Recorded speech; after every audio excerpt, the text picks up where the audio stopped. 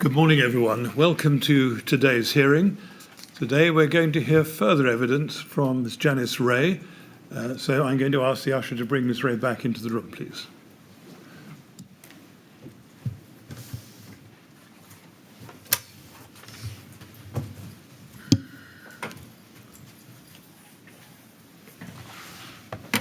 Good morning, Ms. Wray. Good morning. Well, ready to carry on? Oh, yes. Good. Thank you very much. Yes, Mr. Willett. Mr. Chairman, good morning. Thank you. Members of the panel, good morning to you. And Ms. Wray, good morning to you. Final stretch, I hope. Can we pick up where we were yesterday by looking at the quality of Mr. Stokes's work for the TMO? Can we start, please, by looking at CST 4010084?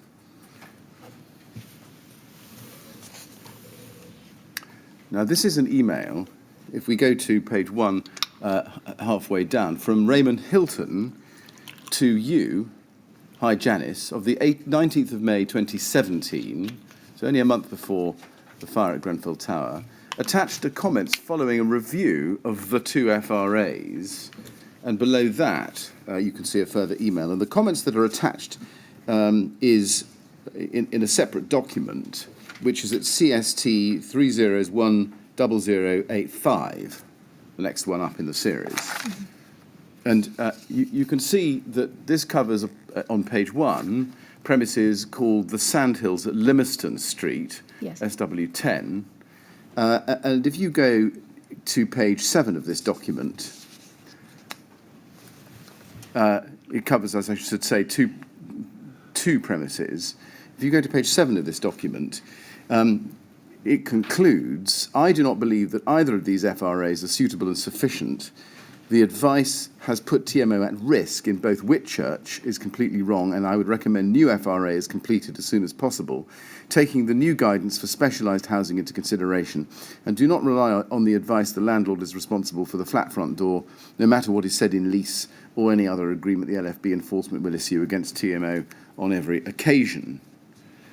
There were lots more that could have been pointed to, but no point in labouring the point. Do you remember receiving these comments and reading them at the time? Yes. Were you concerned by them? Initially, I was concerned that I hadn't been advised that these documents were being sent off to anybody to be assessed. So I think it came out of the blue to me. I was a bit surprised, actually, because the Whitchurch House fire risk assessment, we'd had quite protracted discussions with the fire brigade at this time on that very matter. There was some debate because it's specialised housing, and there was some debate about whether a stay-put strategy or I've forgotten the terminology, but basically a partial evacuation, so remove the people either side of the flat on fire to behind the next self-closing door, so they're in a separate compartment. And we'd had discussions with fire brigade about what was most appropriate. So it had been discussed at length, and no criticisms had been made. So I was quite surprised at some of the comments. Did you discuss these comments with Raymond Hilton, given what you've just told us about your surprise? I believe so. I think he was really more the conduit for providing the information to me. I don't. What was his role? He worked in the contract management team. He worked for Alex Bosman. I think he worked on the electrical contract. So again, I was surprised that he had he sort of sent these off to these individuals, right. And yeah, the whole thing was a bit of a surprise. In your discussions with Raymond Hilton, did he withdraw all these criticisms and admit that he was wrong, or did you accept that, at least in some respects, you were happy to agree with them? Some of them so, for example, the leaseholder door issue. So I think Carl's way of phrasing it was quite brusque. I mean, having spent a great deal of time engaging with the fire brigade in getting council's opinion, engaging with individual leaseholders to address potentially non-compliant leaseholder doors. And then we were very clear that it was a point at which we still didn't entirely agree with the fire brigade, but we understood that if they took any action, it would be against us as the landlord. So our way of trying to deal with it when we had no enforcement position with the leaseholder was really to try and encourage and explain the need to do this and coax and cajole. And we had quite a lot of success. So regardless of how he has worded it, we were quite clear about our role was and about who could take enforcement action against us. So there was nothing particularly surprising about that comment. Right. Sorry. Did you forward these or send these to Carl Stokes and have a discussion about them with Yes. him? Yes, You I did. did. Yes. And did he accept that, at least in some respects, these criticisms were justified, or did he deny all of them? Well, as I say, the one particularly, the one that's on the screen now about the leaseholder door, I wasn't concerned about because I was very clear about our responsibility and where we'd got to in terms of enforcement. So this didn't tell me anything that I didn't know. Without looking at the detail of the others, I can't remember his exact response, sorry. Did you forward these to Barbara Matthews? I can't recall. I may well have done, but sorry, I can't Did recall. you discuss these with Barbara Matthews? I probably did, but again, I don't specifically remember. Now, I asked you whether you forwarded these to Carl Stokes. In fact, if we go to the top of this email, the email run I showed you before, we can see that you did do, and you wrote him a message. It's CST 3010084. And you say, Carl, prepare to be cross. One of my colleagues asked for a couple of our recent FRA reports. It was a bit vague, but said he'd been to some seminar and wanted to look at these with Andy Jack and Graham Fieldhouse, H&S consultant currently working at Southwark, I believe. And Andy Jack, of course, is LFB. Yes. He's now given me the attached reported with a load of issues raised and points challenged. I'm going to try to meet with him next week and to discuss in more detail, but you will no doubt want to respond to some of the points that they are raising. Yeah. Now, did you have a meeting with him? That is... Raymond Hilton. Oh, that's Raymond Hilton, is Yes, it? Not Andy yes. Jack or Graham Fieldhouse? No, because Raymond Hilton had been my colleague who'd asked for these documents and not really given me a steer of what he wanted them for, but fine, he requested them. And then suddenly I was hit with a load of criticisms without really knowing the backstory. So I intended to meet with Raymond Hilton. I can't honestly now tell you for sure whether I did or I didn't, but I certainly would have tried to meet with him. I think he wasn't actually working full-time at that stage as well, so there might have been some difficulty with diaries, but it was certainly my intention. Did you take any action at that point to reconsider Carl Stokes' suitability as a fire risk assessor for the TMO? I think I would have looked in detail at the criticisms, and we're in May 17, aren't we? I would have looked in detail at the criticisms, and I would have discussed with Carl, and I'm confident I would also have discussed with Barbara. I've commented on the leaseholder door issue. I think I've explained that with Whitchurch we were having protracted discussions with the fire brigade, so I was surprised that other criticisms were being raised. And really, without looking at the detail, I don't think I can give you a definite answer. Did you take any action to review his other fire risk assessments? These are only two, Sandhills and Whitchurch, as we've seen. Did you take any action to review his other fire risk assessments or have them reviewed by an independent third party? I can't recall doing so at this stage. No. Why is that? Sorry, can you just remind me, what was Mr. Hilton's field of activity? He was a contracts manager in the contracts management team. He reported to Alex Bosman, and I think he was the electrical contracts manager. So did he have any experience in fire risk assessments? Not to my knowledge. He was. I think he was an interim, and he probably had a range of experience, but not to my certain knowledge. No. All right. Thank you. Yes, that's right. What was the upshot of these criticisms from Mr. Hilton? I'm sorry, I can't actually remember. I remember investigating them, and some of them I've commented on.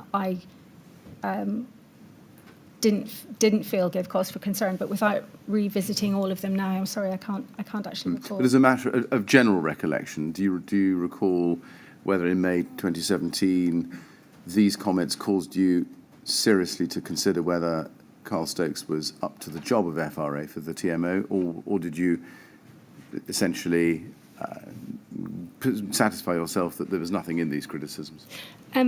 As a matter of general recollection, I would have investigated all of the concerns, and some of them I felt did not give me cause for concern, and I don't recall being particularly worried. But obviously, I was intending to meet with Raymond to see if I could find out if there was more information that I needed sight of.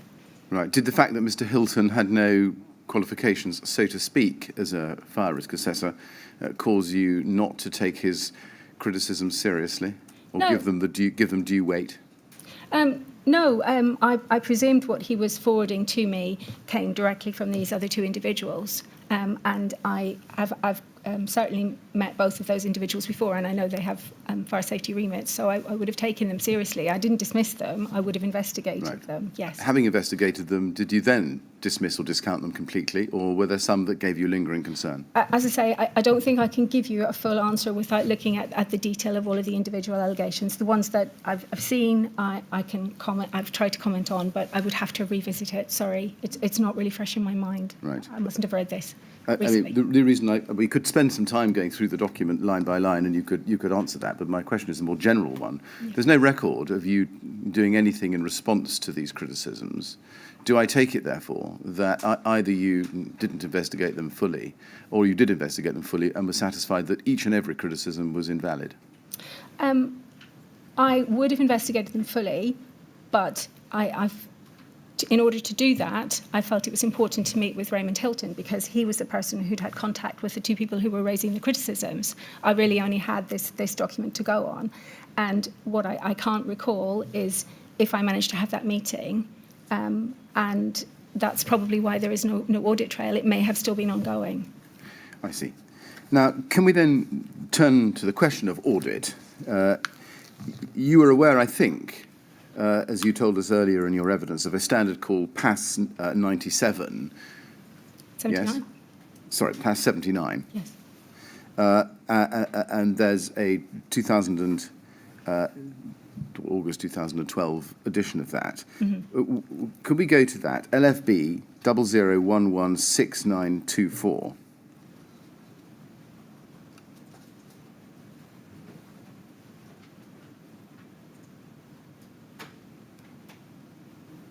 And this is, I'm sorry, I have made a mistake. I'm actually referring you to a different document, which is PAS 7 of 2013. Yes. I had assumed that what I had put in my note was a typographical error. It is not. It is a completely different document. Okay. First of all, were you familiar with this document? Yeah. You were? Yeah. You could see that it's called Fire Risk Management System Specification. Mm-hmm. Can we go to page 23 in it, please? And if you go to page 23, look at the bottom half of the page, you can see that there is a heading 7.4 Fire Risk Assessment. You see that? Yes. And under 7.4.3, it says this: the organisation shall audit the fire risk assessment programme after the delivery of the risk assessments.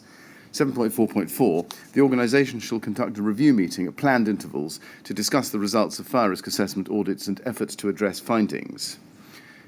At and after 2013, when PAS 7 was published, do you remember being familiar with those principles I've just read to you? Yeah, I was aware that we should be doing regular audits, yeah. Yes, and conducting review meetings at planned intervals to discuss the results of fire risk assessment audits, yes? Yes. And efforts to address findings, yes? Yes. Yes. Did you ever arrange for the fire risk assessment programme to be audited? I didn't arrange it, no. I recall that initially, when we still had Salvers, we discussed with them the need to have audits, and my then manager, Lornette, had requested a fire risk assessment audit. I think I may have explained before, or perhaps not, that audits were always commissioned at the executive team level, and I wasn't party to those discussions or the I think they were agreed between internal audit at the council and our executive team. So we would then just get a programme of audits for the year, and that would happen. So you didn't arrange for fire risk assessments to be audited. Did anybody ever arrange for fire risk assessment the fire risk assessment programme to be audited? I think there were efforts made to include, to a small degree, fire risk assessment in the general health and safety audits which were undertaken, but not to the level of detail that this requires. Right. Did you ever discuss this obligation, or guidance, I should call it, with Barbara Matthews once she arrived in July 2015? I actually can't say I recall doing so. I should have done, but I'm not sure whether I did. I don't recall doing so. And what about before that, between 2013 and 2015, with Anthony Parks? Did you discuss the need to have an audit of the fire risk assessment programme with him? I think it likely that I did, but I doubt I could evidence it. Did you ever arrange to audit Carl Stokes's fire risk assessments? No. Looking at that, can you explain why there was no audit of either the fire risk assessment programme or review meetings at planned intervals or audits of Carl Stokes's fire risk assessments? I can't explain. I think I've said before that we had a lot of contact, but we didn't have as much formal contact in the context of this as we should have done. And I can't give you an explanation other than just I was raising issues as they were raised with me, for example, the performance issues we just discussed, and seeking to investigate everything that was raised, keeping an eye on the programme, and I couldn't find the time to do it, which I know I should have done. Right.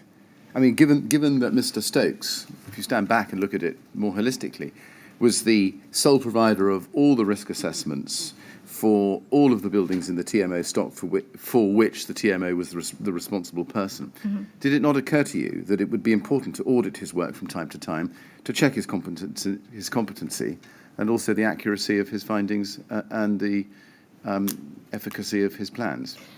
I wouldn't dispute that for a moment. You're absolutely correct. I would say that we got some degree of reassurance by the amount of assessments which were requested by the fire brigade, and you know, some of the fire inspecting officers particularly really did scrutinise them and come back with queries and questions. So we were having quite a lot of contact and dialogue, and when issues were raised, they were raised with the assessor and they were dealt with. But no, I accept that I should have done that. In the light of that answer and some of the answers you gave yesterday, would I be right in thinking, would it be a fair summary of your approach at the time, is that you regarded the LFB as having some kind of audit function? I think that's possibly too formal. I think that I did get a degree of reassurance because of the amount of interaction we were having with them and the amount of assessments they were requesting and queries that they were raising.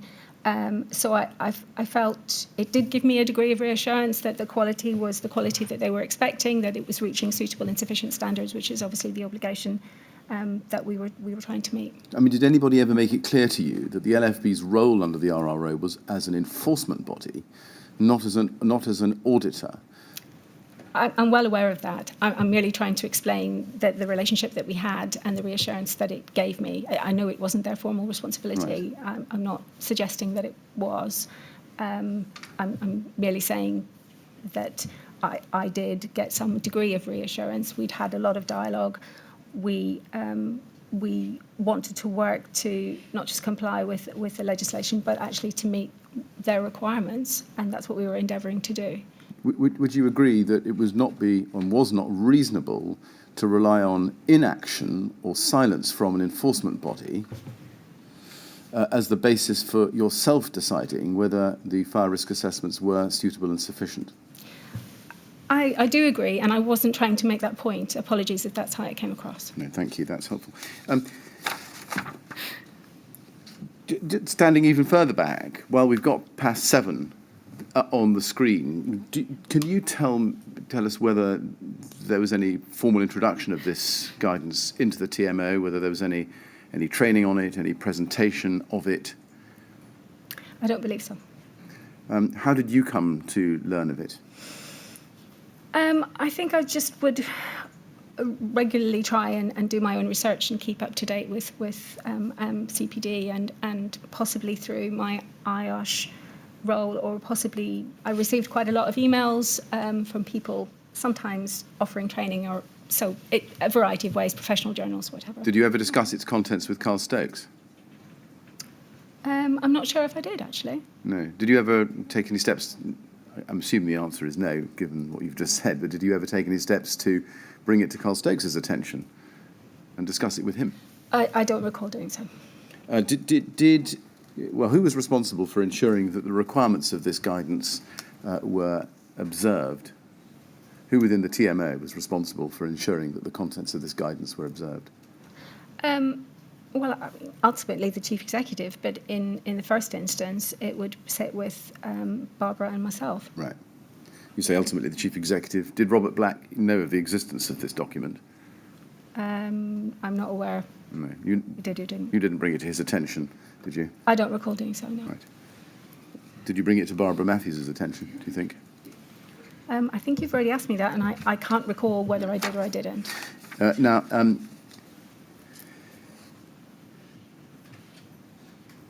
can I ask you to look on at TMO 00880329, please? And I want to go to page 85 in this document. We're not really changing topics, but we're slightly moving sideways to discuss the LFB and the enforcement role.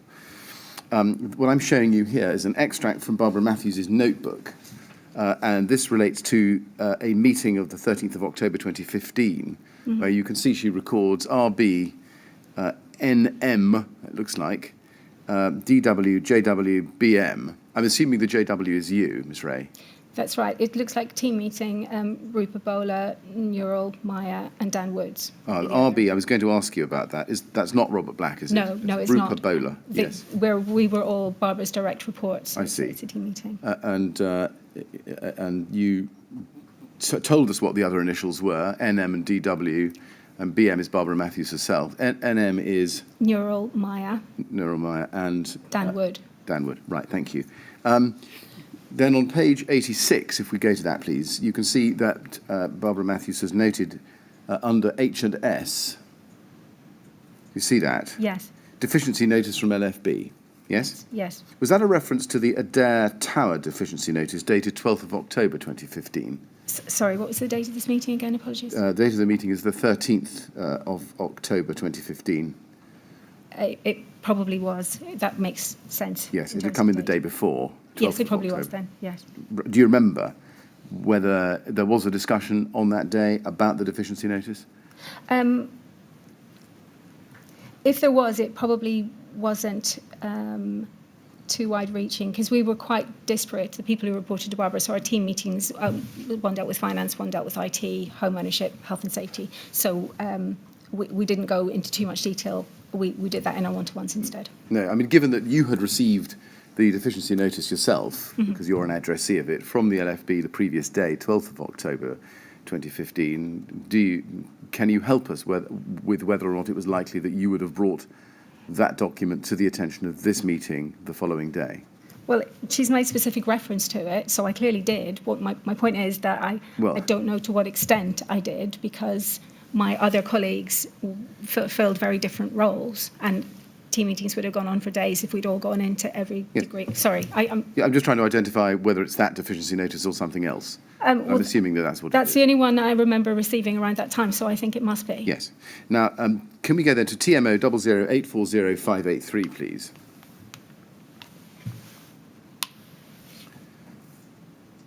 Now, this is the TMO annual Health and Safety Annual Report for 2015 to 16, as you can see from page 1. Yes. You drafted this, didn't you?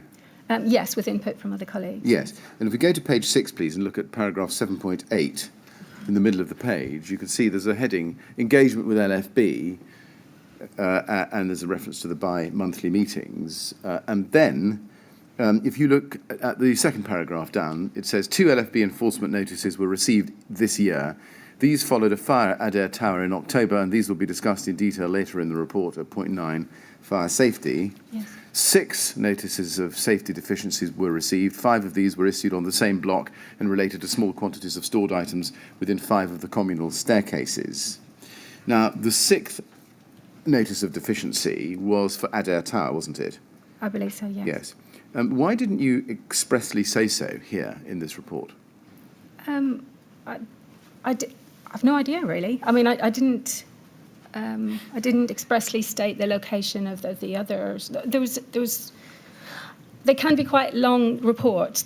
I think I've always tried to be mindful. If I make them too long, people aren't going to read them.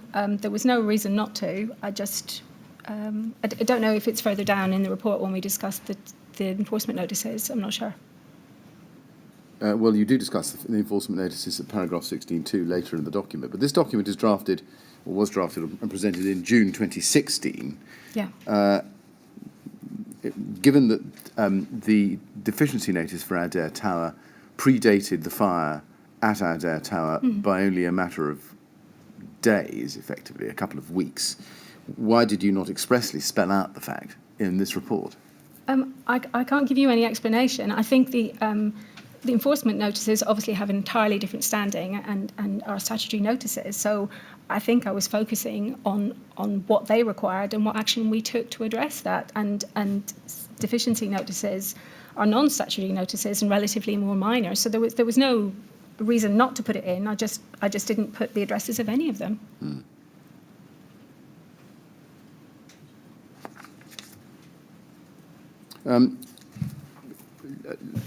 Let's go on in this document to page 11, please. If we continue to page 11, you can see on that page there that there's your report on the Adair Tower fire as item 1, Yeah. 31st of October 2015, which starts, the first and potentially the most serious fire occurred at Adair Tower on Saturday the 31st of October when a fire broke out within a flat on the 3rd floor, flat 15. Yeah. By all means, scan what you say in that section, which continues over onto page 12. But we've not been able to find any reference there to the deficiency notice which was issued by the LFB before the fire. Well, then I didn't include it. As I say, I must have decided that the important thing was to put the detail of the statutory notice, the enforcement notices, and what we were required to do and how we were required to address them. So it was. I've no idea. I mean, it gets circulated for comment, and nobody helpfully said, "Oh, why don't you add that level of detail?" So there was no reason not to. No. Well, there was every reason to, wasn't there? You see, because the fact that the LFB had already served a deficiency notice before the fire broke out would be something that would be important for the recipient of this report to know. Do you agree with that? Well, I would agree with it if it hadn't been for the fact that I was confident that we'd already provided exactly that information to board, to TMO board and the recipients of this, because I'd already had to do a considerable number of reports to the board and to the TMO operations group, and I thought that had already been included or in Robert's briefing notes whenever he does his chief executive's report. I thought that information was already in the domain of the recipients of this report. Right, let's just examine that. Can we go to TMO 008699159 then? See if we can trace that through a little bit more closely. Okay. This is an email from you to Robert Black, copied to a list of other people within the TMO, including Sasha Jevons, and subject refire Adair Tower High quick update. You see that? Yes. And if you look down at the next page,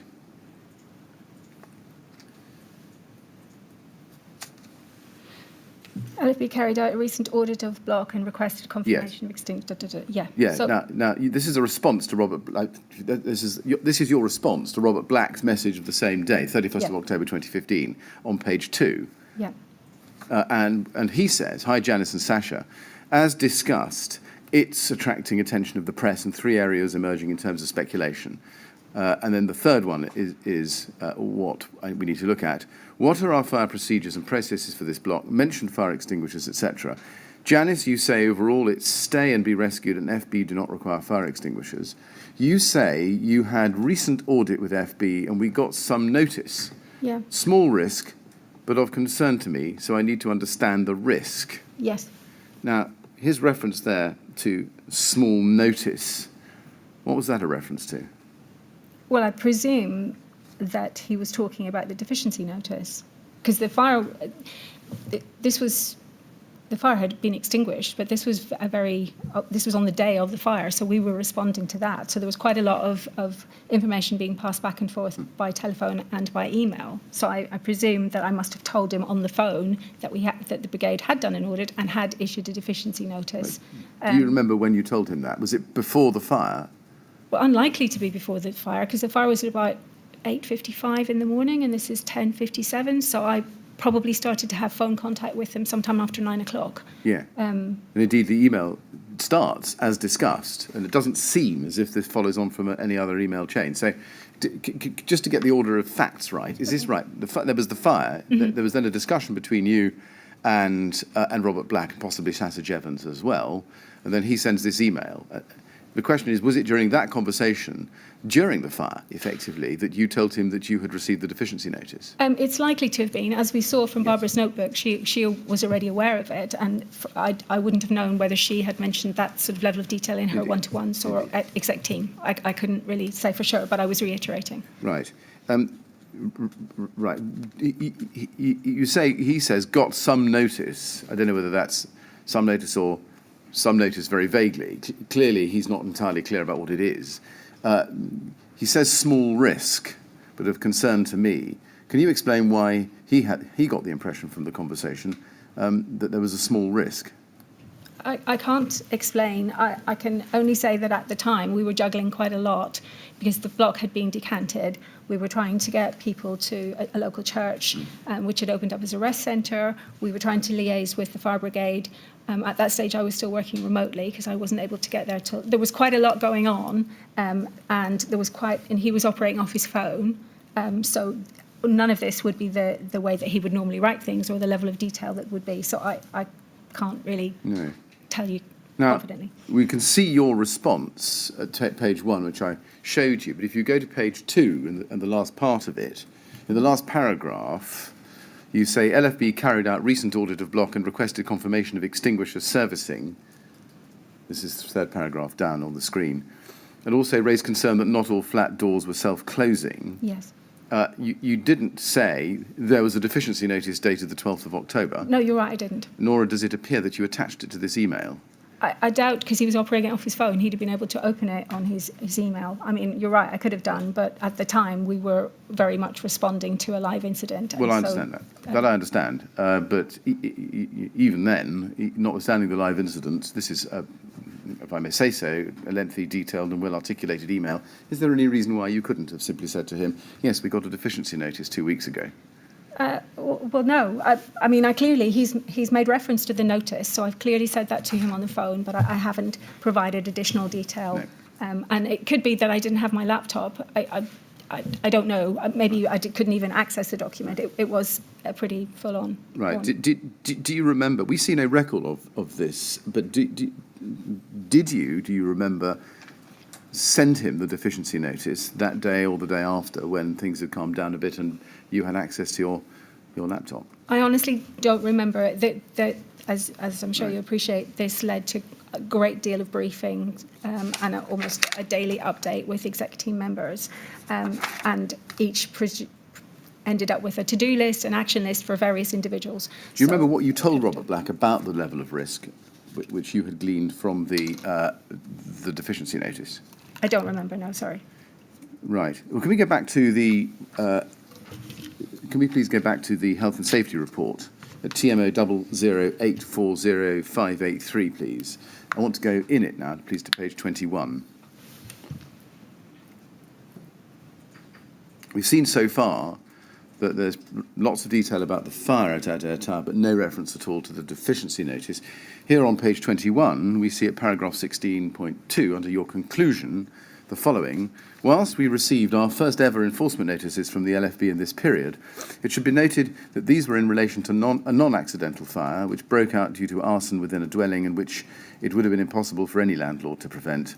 Further, this building had been audited by the LFB inspecting officer the month before the fire, and while several recommendations were received, no comments were made about the ventilation arrangements, the significant factor in the notices. However, we are committed to meeting the LFB requirements within timescales agreed with them, and this work is on track and progressing well. Why did you refer to recommendations from the LFB inspection officer and not simply say it's a notice of deficiency? I can't give you an explanation. It's just the way I write these things. Yeah, you're right. I could have done, but there are probably other ways of describing it. There's no rhyme or reason to it. Well, isn't there? I mean, this is gilding the lily, isn't it? It's a euphemism. I mean, saying recommendations received is not the same thing as a formal notice of deficiency. Specific demands for correction with a specific date for cure. You're right, it isn't the same as that. Were you trying to hide things from the readers of this document? For goodness sake. No, I was not trying to hide things. I'm sorry. Yes, I didn't explicitly state, and like you said earlier, I didn't explicitly say the addresses of each of the deficiency notices. And part of the reason that I circulated this was to get other people to give me input, to advise what they thought this document should contain. And at no point did anybody say, you should be explicit. So I wasn't. I mean, I think all of the information is here, and from where we're standing now, yes, I definitely could have worded it differently, but I don't accept that I was gilding the lily. I mean, were you concerned that otherwise questions would be asked of you why a deficiency notice, a formal deficiency notice, had been served by LFB only a matter of a few weeks before a serious fire? I wasn't concerned. I'd escalated it to my exec team member, so if it got challenged, then she had the information to hand and she could respond to it. And we were addressing it. We were continually trying to address it. We didn't hide deficiency notices. As time went on, we became more overt about publicising them. But generally, we were having conversations with the Brigade about how best to respond to them, how best to address the issues that were raised, which to me was the important thing, to mitigate the risk and get on and do. And yes, I probably could have communicated it better, undoubtedly. And as time went on, I probably would have done, because Barbara was really quite proactive and often made recommendations for how I could do things better. Now, as you've helpfully explained before, Barbara Matthews undoubtedly knew pretty soon after the notice that a deficiency notice had been received. Mm-hmm. Did you discuss with Barbara Matthews, or rather did Barbara Matthews comment with you on the absence of any mention of the 12th of October 2015 deficiency notice in this report? No, because if she had, I would have amended the report. As I say, it went to the Health and Safety Committee for their approval before it was finalised. There's quite a lot of information in here that was provided to me by other people. So it was a sort of, a document that was produced after consultation. And I endeavoured to take on board comments. So, no, if it's not here, then nobody has asked me to include it. What was the readership of this document, the intended readership of this document? I believe my understanding was that initially, many moons ago, when I was asked to produce it, it was so that at board level they could have an indication of what was going on and what our objectives were in the coming year, whether there are any trends, whether there are any changes in legislation. And it became, we tried to move it more towards reflecting performance. I'm sorry, I'm so sorry, I do apologise. This document, 2015-16, mm-hmm. What was the intended readership? Who was intended to read this document? It went to, if not board, it went to a board level committee. I can't be absolutely sure which one, because that would have been, I wouldn't have known the governance arrangements. It would have gone to whichever committee I was asked to provide it to. And it would have gone to the corporate health and safety manager at the council. And anyone, if Robert or Barbara or anyone else had a view of who else should have a copy, then it would have gone to them. So, leaving aside the executive officers of the TMO, it would have gone to the board of the TMO? That's my belief, is it went either to the board or to the ops group or to, audit and risk. It went to a board level committee. It went to a board level. I can't definitively say it was board, but it was one of their committees, if not directly to them. And to the corporate health and safety manager at the council. Of the RBKC. Yes. Now, unless this report had identified the existence of a prior deficiency notice for Adair Tower from the LFB, how would either of those entities, either the TMO board or board level committee or RBKC, have known about it?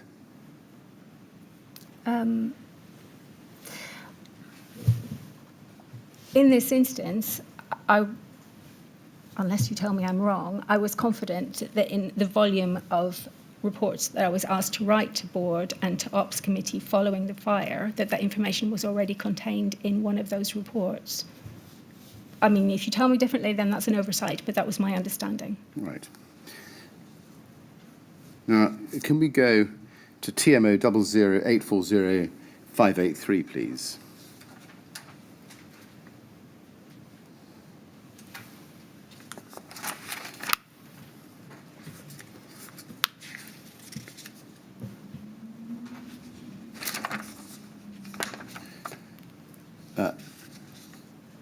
Mr. Millett, can I just alert you to the fact that deficiency notices issued by the LFB in relation to Adair Tower are mentioned earlier in the report.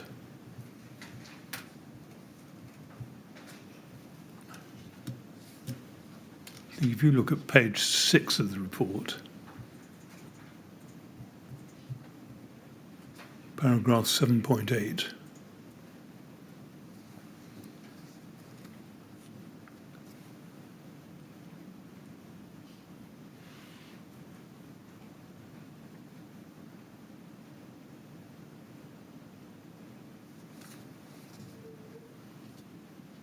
Yes. I do that simply because you've put it to Ms. Wray that she was perhaps not keen to refer expressly to the existence of deficiency notices. No, it's true they're not referred to in paragraph 7.8, I think we were looking at.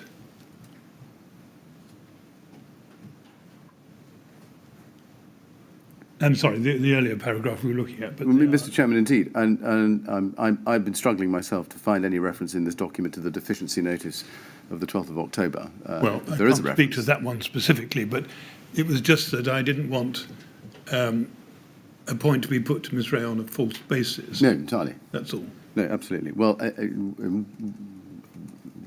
perhaps those behind me can just double check that I've been pursuing a correct line with the witness, and if wrong, obviously we will put a different question to her or well, I just didn't want it to be left on the basis that there was no reference to deficiency notices because she was seeking to suppress their existence, when on the face of it there seems to be other reference. Yes. That's all. No, indeed.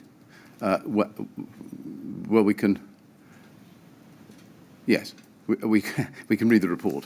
But I think I'm right in saying there's no specific reference to the Adair Tower deficiency notice of the 12th of October in here. That may be. Yes. All right. Well, but if that's wrong, of course we'll correct that. Now, can I then ask you about the deficiency notice in relation to Grenfell Tower? TMO 00873-408, please.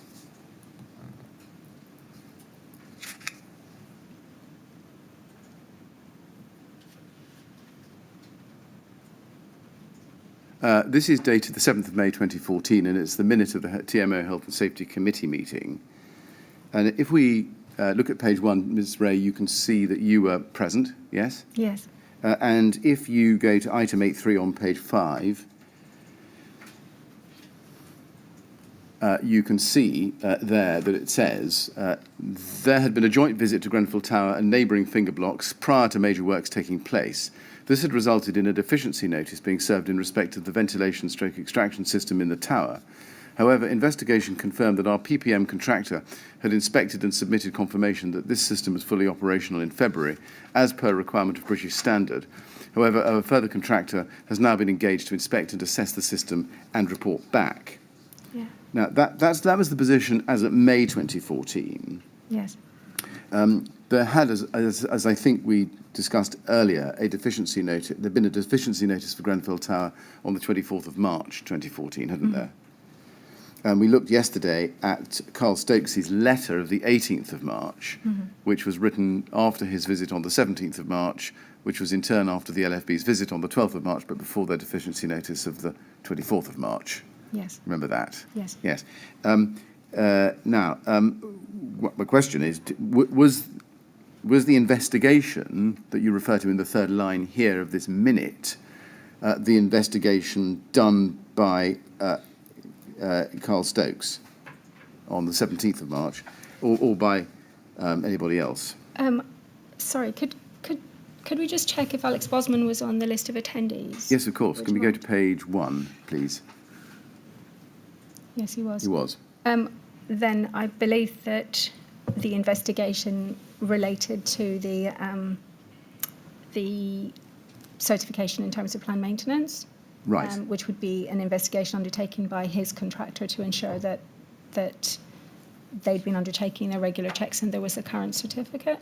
Yes, I see. Let's pursue that a bit further then. I think we can do this by reference to the Carl Stokes letter of the 18th of March. CST 403100, please. And let's go to page 15 in that document. I don't think I need to show you page 1 because we've already looked at it. Yeah. Page 15, this is where Mr. Stokes annexes the maintenance logbook for the smoke extraction system. And you can see there in the leftist hand column, date, second entry down, 15/15/13, I think that is.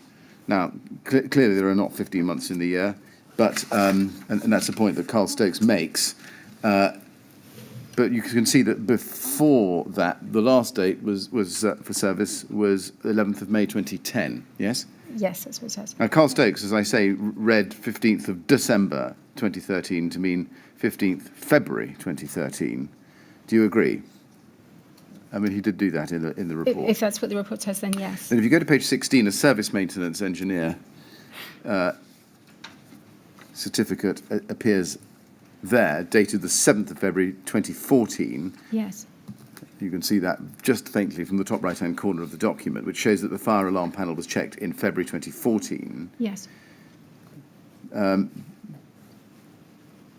Do you agree that that doesn't itself show that the smoke extraction system was checked in February 2014?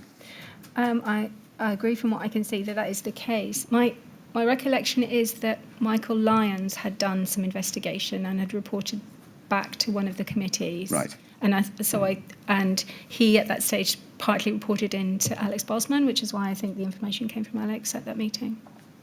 Right.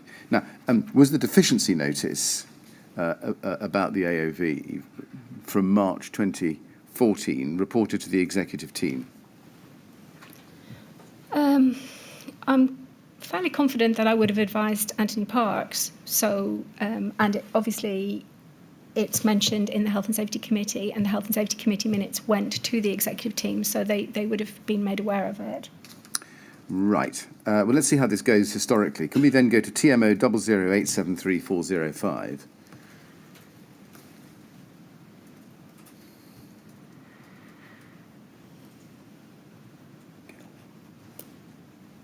That is a minute of the TMO Health and Safety Committee meeting of the 9th of July 2014. You are present. Alex Bosman is also present. And you can see, if you go please to page 2, paragraph 2.3, Alex agreed to chase the contractor responsible for inspecting / assessing the Grenfell Tower ventilation / extraction system, as this work remained outstanding. This had been raised by the LFB and was likely that they would seek an update with progress made since their inspection. You see that? I do. Now, the next health and safety meeting took place on the 10th of September 2014, TMO 100073797.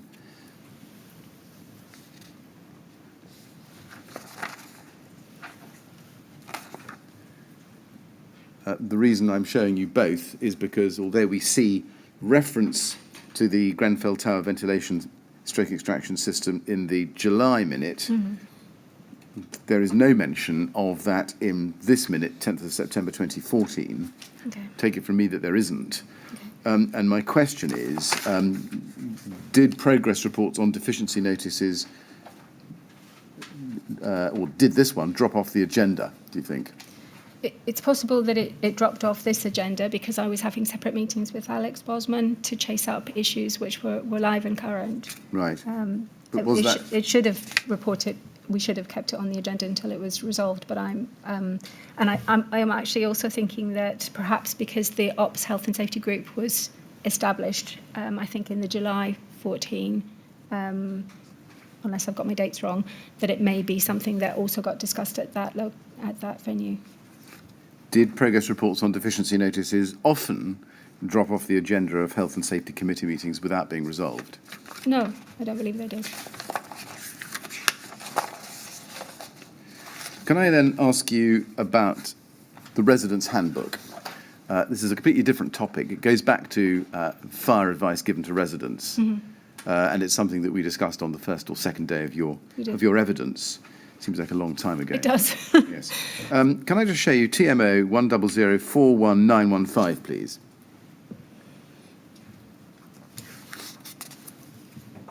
This is an undated version of what we understand to be the resident's handbook, or a resident's handbook. Is that right? I wouldn't know for sure, to be honest. You wouldn't know. Just looking at the first page, which is striking for its monopoly houses and house keys, if nothing else. Does this look familiar to you at all? I mean, my recollection is the format changed on a fairly regular basis. Right. So it wouldn't necessarily... I think I explained before that I would be asked to review my section. I would send back the documents, and then I probably wouldn't necessarily see until the final version. Right. So, not sure. All right. Can we go to page 23? We can see on page 23, running to page 26, some detailed fire safety advice. Does that look familiar to you? We can scroll down to the next page. Is that it, or is there more? No, there's more. Scroll down to the next page, 24, and then 25, which has advice if a fire breaks out in your home, and then 26. Okay. Yeah, I mean, that sort of would have been current at one stage, but I don't know when. So. Well, you say it would have been current at some stage, or one stage. You referred to the resident's handbook that contained fire safety advice. My question is, was this it? Yeah. My point is that it got reviewed regularly, and looking at this, I couldn't tell you at what point I provided this to colleagues who were preparing the handbook, and so therefore I don't know when it went into it or if it was subsequently reviewed again. Right. What I'm really trying to get to the bottom of is when you say it was it reviewed but drafts kept changing, or was it reviewed and republished? Well, I can't really answer that because it would be my policy colleagues, but I believe that they would issue information to the respective teams and say, we're currently reviewing the handbook. Do you want to make any changes or alterations to this? I would send back my final version, and then they would do the necessary. My understanding is it would be produced. I know the format changed. I think historically it was one document, and then there was possibly a period where there were separate booklets, one for repairs and one for various aspects. You refer to policy colleagues. Who were they? I think Janet Seward led on the handbook. Yes. Yeah, I believe so. What about Janice Jones? Janice Jones is a housing management colleague. Right. She's housing management. Can I just ask you to look at her witness statement, TMO 009000052.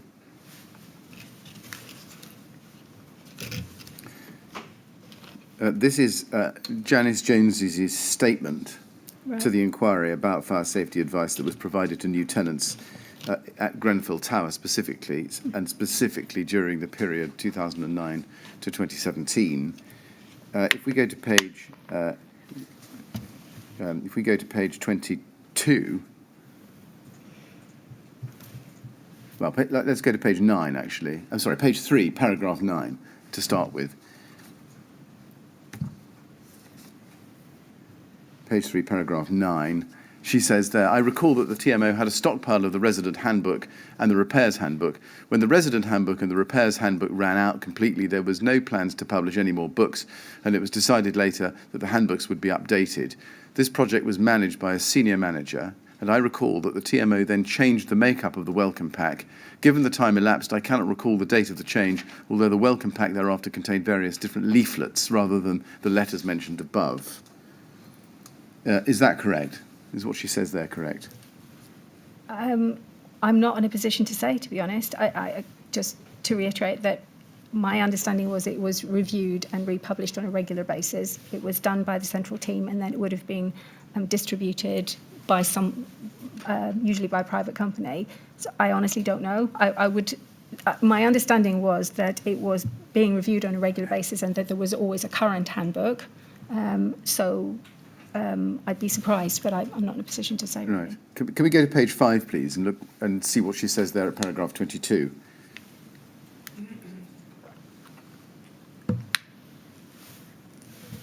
She says, I understand from the inquiry that Mr. Rasool has referred to receiving a copy of the TMO Tenants Handbook in 2004. The inquiry has asked that I confirm over which period of time this handbook was provided to Grenfell Tower residents. As outlined above, I cannot recall with certainty when the stockpile of tenants' handbooks ran out, although I believe it would have been in or around 2008 to 2009. Is it correct that the stockpile of tenants' handbooks ran out in around 2008 to 2009 or at any other date? Again, I can't confirm or deny, but it was always my understanding that there was a current version, and if it had to be reprinted, then it was reprinted or it was reviewed. And I know from going through my old records in order to come here that I can see there's mention in Health and Safety Committee, and I think about May 2009. And then, as you know, I'd had correspondence with a resident in the south of the borough in 2011, where there was much more substantial fire safety. So I know that I was providing reviewed information on at least those 2 occasions, but I'm not aware of that. Right. Were you ever, or were you routinely provided with the as-published editions of the Tenants' Handbook? Not necessarily, because they could be reasonably weighty. If we needed them, then we would go back to policy. So as they were pumped out by the TMO, to your recollection, they didn't come through your office? No, I fed back my information, and I would have likely asked for a time frame for when it was going to be republished. But then it was someone else's role to get it out, so I good faith thought that it was. Just a little bit more material on this, if we may. TMO 008999762. This is a witness statement from Daniel Lewis, who was a team administrator and then a neighbourhood coordinator from 2016. If we go to page 4 in this statement, which he has given to the inquiry, he says at paragraph 14 there, I've been asked by the inquiry to confirm if a resident's handbook was provided to new residents at Grenfell Tower, and if so, to confirm if the resident's handbook formed part of the welcome pack. I joined the Lancaster West office in 2016 and cannot recall that the resident's handbook was part of the welcome pack. I recall that when I joined the TMO, I was told that the resident's handbook had been a work in progress for some time and was not finalised. I do not recall that it was ever finalised after I joined the TMO. Is he correct about that? About any of that? Again, it was always my understanding there was a current handbook. He's perhaps in a better position than I am to be definitive, but it was always my understanding. Otherwise, I'm not sure why I was providing reviewed information if it wasn't fed into something. With regard to, as you know, we had a letter that we put in the welcome pack for new tenants, which I can certainly date back at least to 2013. I thought there was a preceding one. But yeah, it was always my understanding that there was a current one.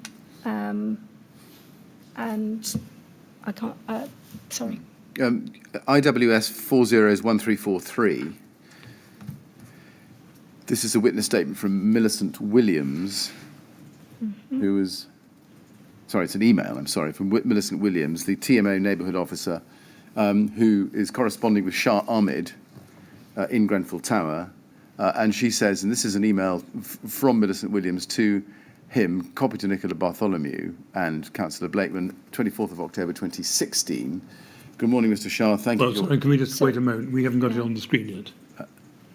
Oh, right. Yes, sorry. Thank you.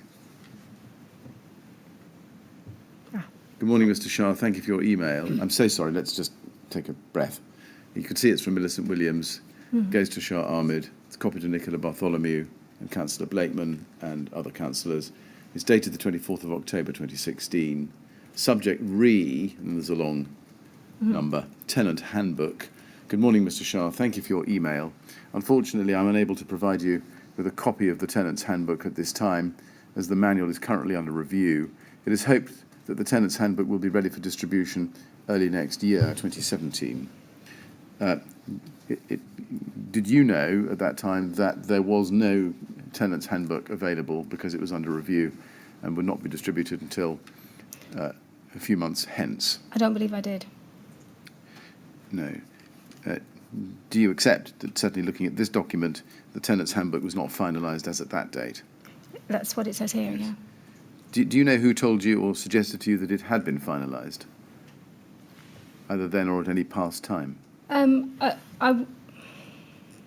sure I would have had discussions with policy colleagues after I'd resubmitted reviewed versions of my information.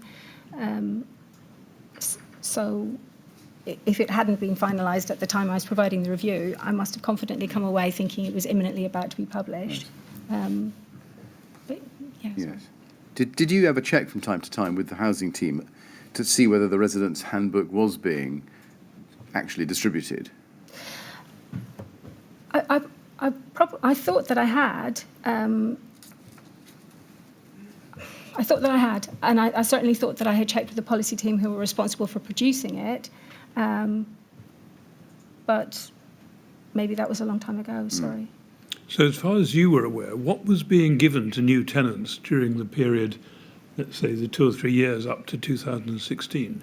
I certainly can see that I produced a letter in 2013 and reviewed it in 2016 and gave it to colleagues who were doing the sign-ups with new tenants. So it was a 2-page letter about fire safety and set out the evacuation strategy and what they should do in the event of a fire, and just a little bit more information about self-closing devices and things. So that there was a pack that people received whenever they were new tenants and moving into the property, and that letter was included in that. And I also asked the colleague to include a copy of the home fire safety leaflet from the fire brigade, so that people had my letter, and then if they preferred to go straight to the fire brigade for information, then they could do that. All right, and when you refer to a pack, do you know what form it took?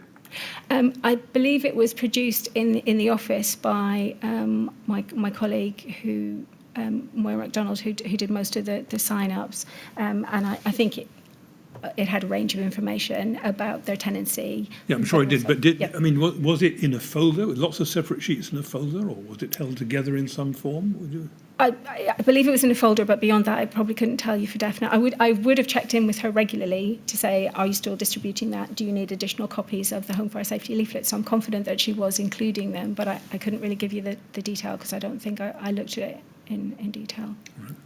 Thank you. Okay. Can I ask you to go to TMO 00865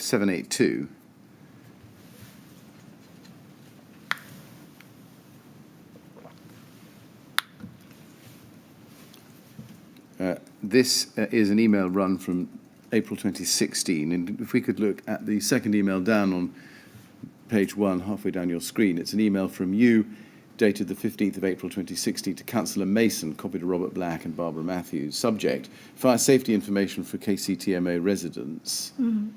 And in the first paragraph, you identify how fire safety information is provided to residents, and you say it's provided in a number of ways.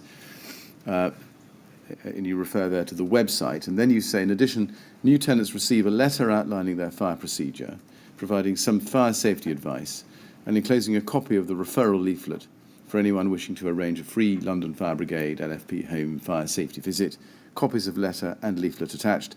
Fire safety articles are regularly included in our KCTMO publications, The Link and Home Ownership newsletter. Now, there's no reference in there to a resident's handbook or tenant's handbook, is there? No, there isn't. How strange. Can we also go then to TMO 1004598. This is later in the year, 2016. It's an email from you to, in fact, to Councillor Blakeman, although her name has been redacted out. Copy to Robert Black, Barbara Matthews, again. And here you tell her what is sent to residents by way of fire safety advice. And you can see that in the second main paragraph. With regard to fire procedures in Grenfell Tower, I can confirm that these were included in the newsletters to the block. They are also documented on our website. Further, we do publish regular fire safety articles in the Link magazine to all residents, and we write to all new tenants to outline the fire strategy for their block, the procedure to follow in the event of a fire in their flat, and also a fire elsewhere in their block, and advise them of the London Fire Brigade's LFB free home safety visit and how to access this. Additionally, I can advise that we're currently considering a programme of installation of fire action notices similar to those now installed at Adair at Hazelwood Towers across all blocks. And then you go on to talk about a difference of opinion about notices. Again, no reference there to the residents' handbook or tenants' handbook, is there? No, there isn't. And I think I actually forgot to include it in my statement because I think that's a conversation that we'd had as well. I've no idea why. I mean, looking at those two communications I've just shown you, one from April 2016 and one from 24th of November 2016, do you accept that at that time at least, the residents' handbook was not a source of fire safety information to tenants? Well, I'm certainly not mentioning it, so I mean, it's possible at that time it was being reprinted or reviewed. I don't know. It's strange that I haven't mentioned it. I mean, had it been, the explanation I would suggest to you is that had the tenants' handbook been a source of fire safety information to tenants, you would have referred to it in both of these or at least one of these emails. Well, I would have expected to, yes. Yes. Ms. Wray, I've come to the end of my prepared questions, and Mr. Chairman, that is, I would detect an appropriate moment for a break. Yes. Anyway. Well, I think it's obviously sensible to combine the mid-morning break, so to speak, with the break that we would have at this point anyway. Yes.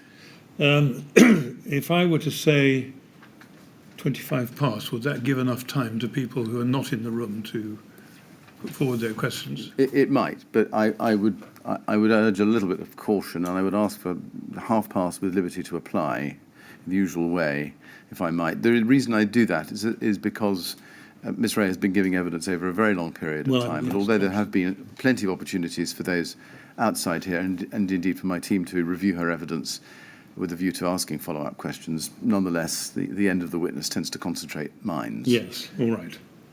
Well, we might have a slightly extended break at this point, Ms. Wray. We'll stop now and we'll resume at 11:30, please, and see whether there are further questions for you at that stage. Okay. All right, and please remember not to talk to anyone about your evidence while you're out of the room. Okay. All right? Thank you. Thank you very much.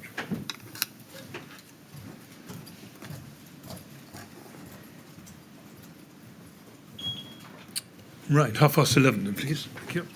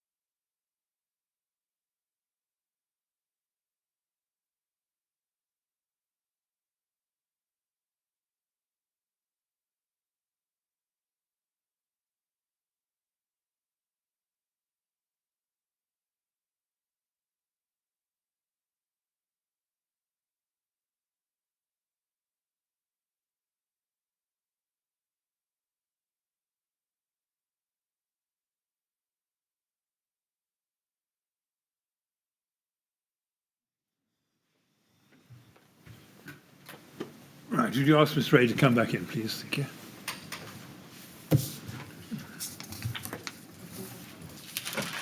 All right, Mr. Wray, we'll see if there are any more questions for you. Okay. Mr. Millett, are there?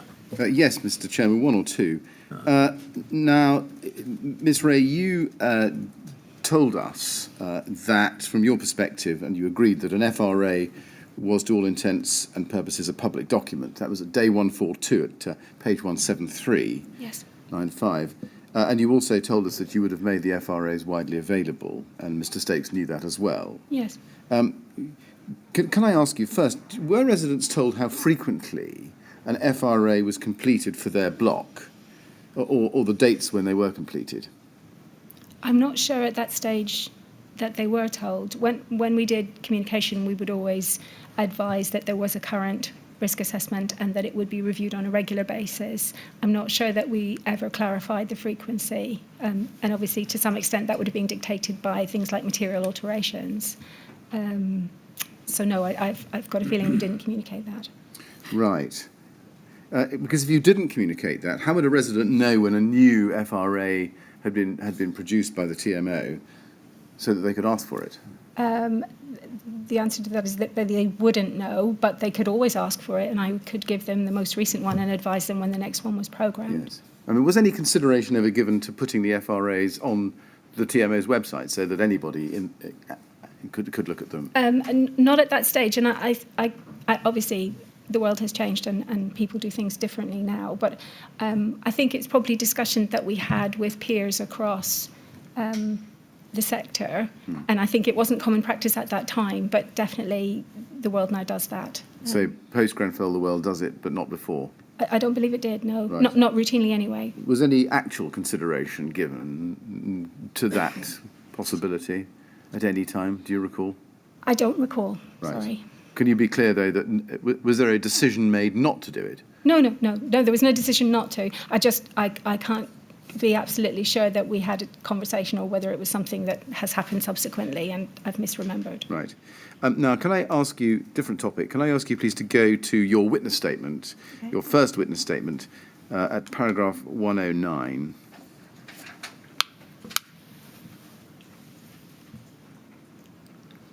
And... Yeah. Right. I'm afraid I'm unable to ask you this question because I've not been provided with the right witness statement number, but let me see how I go. Do you recall, in one of your witness statements, you said that it was never suggested to you, well, let's try your third witness statement. Let's try that one, rather than guessing. Let's try your third witness statement, paragraph 109, and if that doesn't work, I'll read out to you what is in one of your witness statements. Okay. No. Let's look at 109.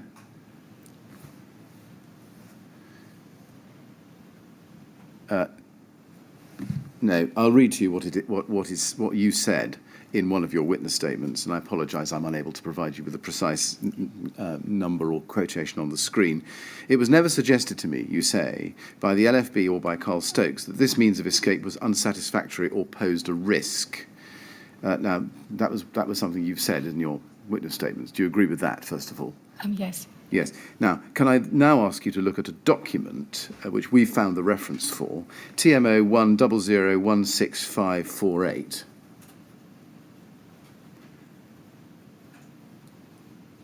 This is an email from you to John Allen, who was in RBKC's Building Control Department, of the 3rd of April 2017.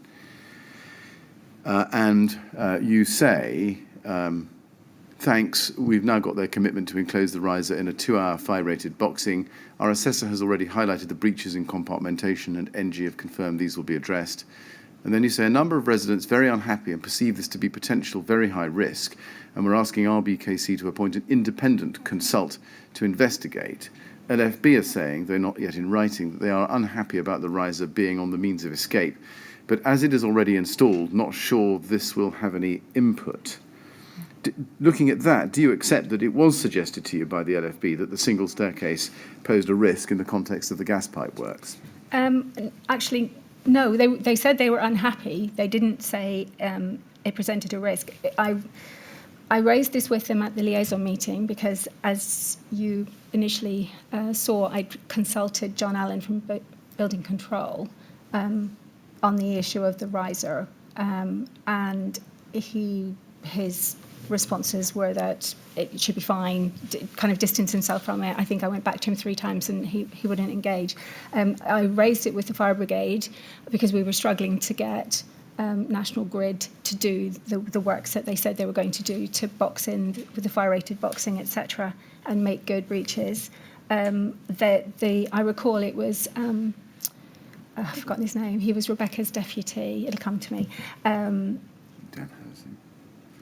Sorry, and he said that he thought that the fire brigade would be unhappy about it, but he'd refer it to his engineers and they would come back to me, and they never did come back to me. So I was trying to get a steer from people who might be able to exercise some influence, and I think I've read something subsequently that seemed to indicate that the fire brigade were suggesting that it be referred back to National Grid. So I don't think that's what it did say. I think in an effort to that we were making to try and get National Grid to make good the breaches and install the 2-hour boxing, we were reaching out to all sorts of people who were saying things like, yeah, I'm not very happy, but actually weren't following it up with anything substantial. Right. I mean, in the light of that, did it not occur to you to instigate the appointment of an independent health and safety inspection for the gas pipe replacement work so as to be able to reassure the residents that it was safe? To be honest, we thought we had struggled because we had no contractual relationship with the provider, which unfortunately is the way these things always work. We were trying to chase them and escalate to them constantly. We were reaching out to other people who we thought could perhaps impact on this. The residents were asking for an independent person, which would have been fine, but we still would have been in a position of trying to get National Grid to do what they said they were going to do. That was the fundamental issue. So we could, I'm sure that if we'd appointed an independent person, they would have told us quite a lot of things that we already knew that we were using to try and get National Grid to expedite the works. But I'm not sure it would have brought us any closer to getting those works completed. Maybe. But did you actually consider it internally at the TMO and come to the conclusion formally that you've just told us was your view? I think that we did. We'd been through the risk assessor, we'd been through building control, we'd been through the fire brigade, we'd been hounding National Grid, finally got to meet with them. I believe that we did, but at that stage, nobody else wanted to be invested in it, so we were left with trying to put significant pressure on National Grid. Now, Ms. Wray, we've come to the end of your evidence, and there are questions I ask of certain witnesses in this inquiry, and you are one of those witnesses. We've been discussing the past over the last 5.5 days almost. Looking back on the evidence that we've discussed together, is there anything that you would have done differently? I think with more resource, I could have done more. And I could have been more rigorous about auditing. We discussed this morning. That's something that I would have liked to have done more on. I think with more resource across the whole stock, we could have done things more rigorously. And I think we should have been able to find a way of expediting the fire risk actions which were outstanding. But to the best of my ability, I was unable to find my way through that, but it wasn't for the want of trying. Those are the things that spring to mind, really. Well, Ms. Wray, it only remains for me to thank you very much for the assistance that you've given to the inquiry and your statements and your oral evidence over the last 5.5 days. Thank you very much. Thank you. And Ms. Wray, I must thank you on behalf of all the members of the panel for your coming to give evidence to us. I know it's taken us a very long time to hear everything you have to tell us, and it can't have been an easy task for you to be here for so long, but we are very grateful because it's really important that we understand as much as we can about those aspects of the whole matter. So we're very grateful. Thank you very much indeed. And now the ordeal is over. Thank you. And you're free to go. Thank you very much. I'd just like to extend my sympathies to everybody who was affected by this. tragedy. Sorry. Right. Thank you. Thank you very much.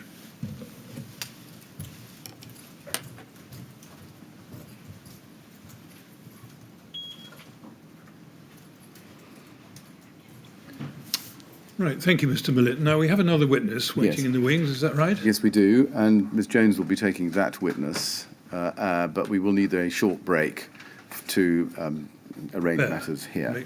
Yes, all right. Well, we'll rise then for a couple of minutes and we'll wait for the usher to come and tell us you're ready. All right? Thank you very much, Thank you Mr. very Chairman. much. Thank you.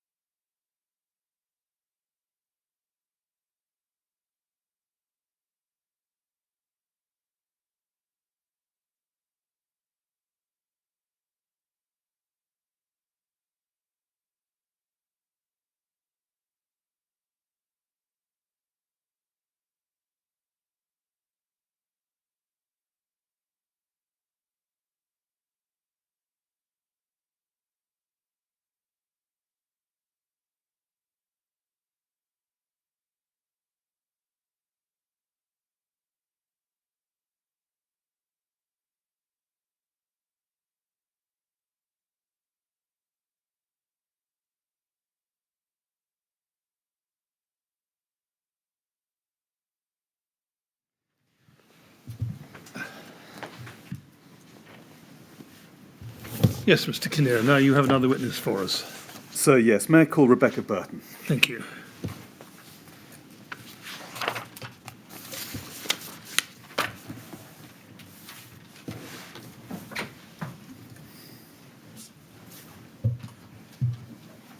Good morning, Miss Burton. I understand you're going to take the oath. Yes. So there should be a testament there. Would you take it in your right hand, please, and read the words on the screen in front of you?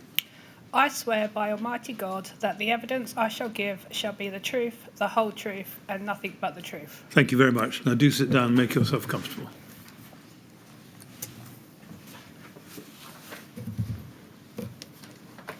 Right?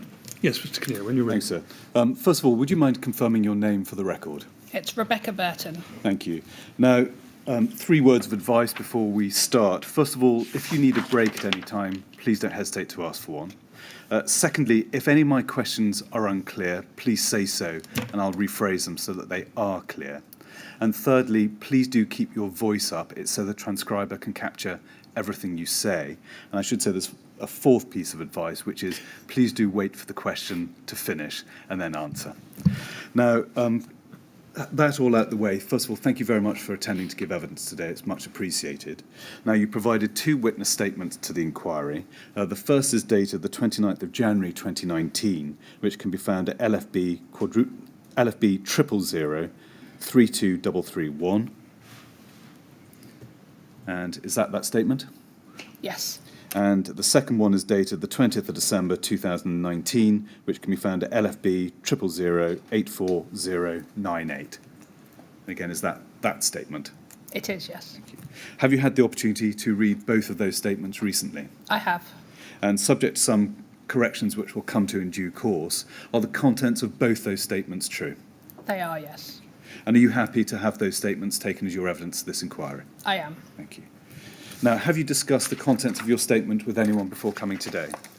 Other than in preparation for giving the statement with my legal representatives, no. Now, the first topic I'd like to discuss with you today is your role and training and the handover that you had when you assumed your position as team leader. Now, first of all, you joined the LFB in September 2007 as a fire safety inspecting officer. Is that right? It is, yes. And from April 2014 until June 2017, you were the fire safety team leader assigned to Hammersmith, Fulham, Kensington and Chelsea fire safety team. Is Yes. that right?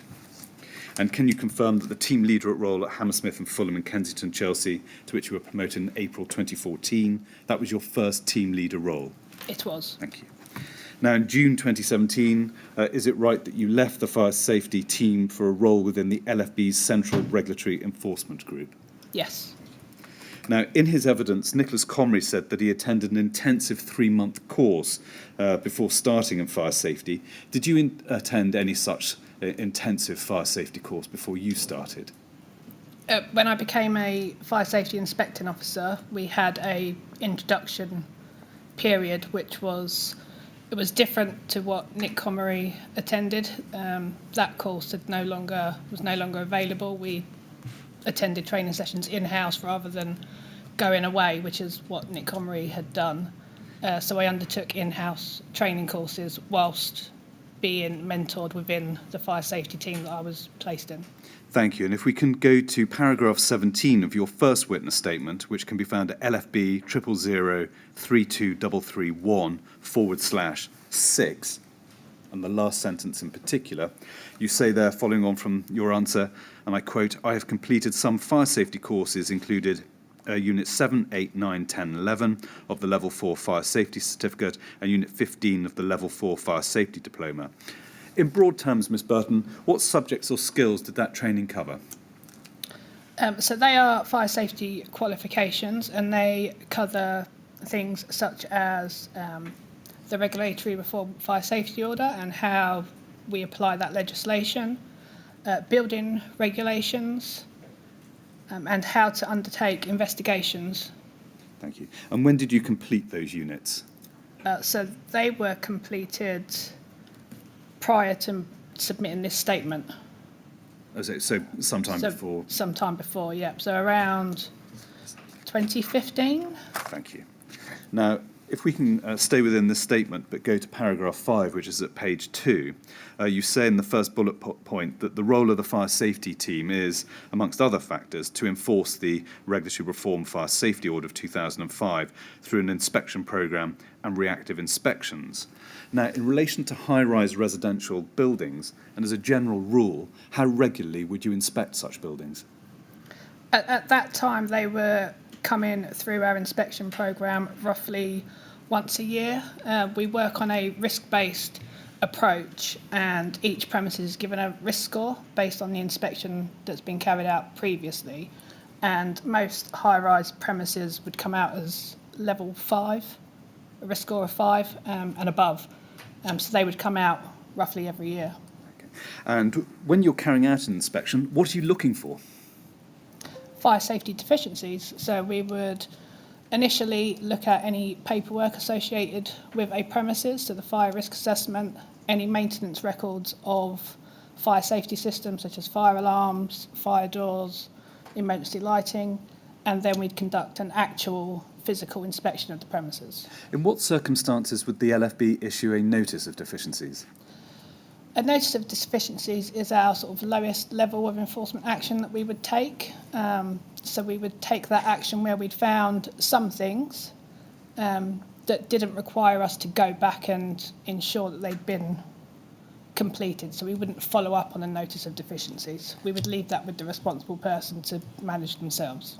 How would you make sure, therefore, that deficiencies had been cured within the time specified in the notice or at all? With a notice of deficiencies, unless there was a specific reason that we would go back, so for care homes, for instance, we would go back for a notice of deficiencies and check at the end of the time that the works had been completed. But for other properties, it would be a case where it came up for re-inspection. We'd check the previous history of that premises. We'd be aware that a notice was issued previously, and we would take that into account on our new inspection. In what circumstances would the LFB issue an enforcement notice? This is when there's more serious failings against the order, and we would set a timescale and we would always follow that up. And when you say more serious, do you mean systemic and chronic failure to comply with the order? Yes. And just to assist the panel, in the hierarchy of regulatory action, where does the enforcement action sit? How serious is it, put differently? It's serious enough that we would issue a notice. We don't issue those lightly. If we're issuing an enforcement notice, it's because we have serious concerns that there are risks within the building to the relevant people there, and we need to make sure that those risks are remediated. Now, we don't need to go to it, but in paragraph 6 of your first statement, you explain the role of team leader of the fire safety team. And at the second bullet point, you refer to, quote, vetting of enforcement notices. As team leader, did you decide the level of regulatory action that was appropriate for perceived deficiencies in a particular building?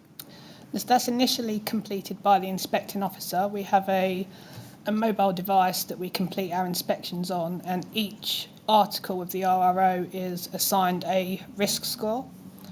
So it'd either be broadly compliant, low risk or high risk, and that determines the outcome of the actual audit, whether that be a broadly compliant, a notice of deficiency, or a enforcement. Once that audit is completed and it comes to me for vetting, we can adjust the score if I feel necessary. Thank you. Now, if we can stay within the statement, go back to paragraph 17, which is at page 6. You say that, and I quote, "When I was first appointed as team leader, the previous team leader had already retired from the LFB some months before. I was therefore not afforded a handover from the outgoing team leader." Now, first of all, I understand there's a correction you want to make to that statement. What is that correction? So I was of the understanding that Nick Comery had retired from the LFB when I took up that post. Hence no in actual handover. fact, he'd taken a period of leave before he retired. Thank you. Now, if there was no handover, how did you educate yourself? How did you familiarise yourself with the current issues between the LFB and the TMO? From that team, I'd moved from our enforcement team, where I worked under Andy Jack, and he'd obviously had a lot of liaisons with the TMO at Kensington and Chelsea, and he briefed me on all of those relationships. There was also long-standing inspecting officers within the team that gave me a history of the work that had been undertaken. And now, in relation to the TMO, were you told that liaison meetings were held once every 2 months? Yes.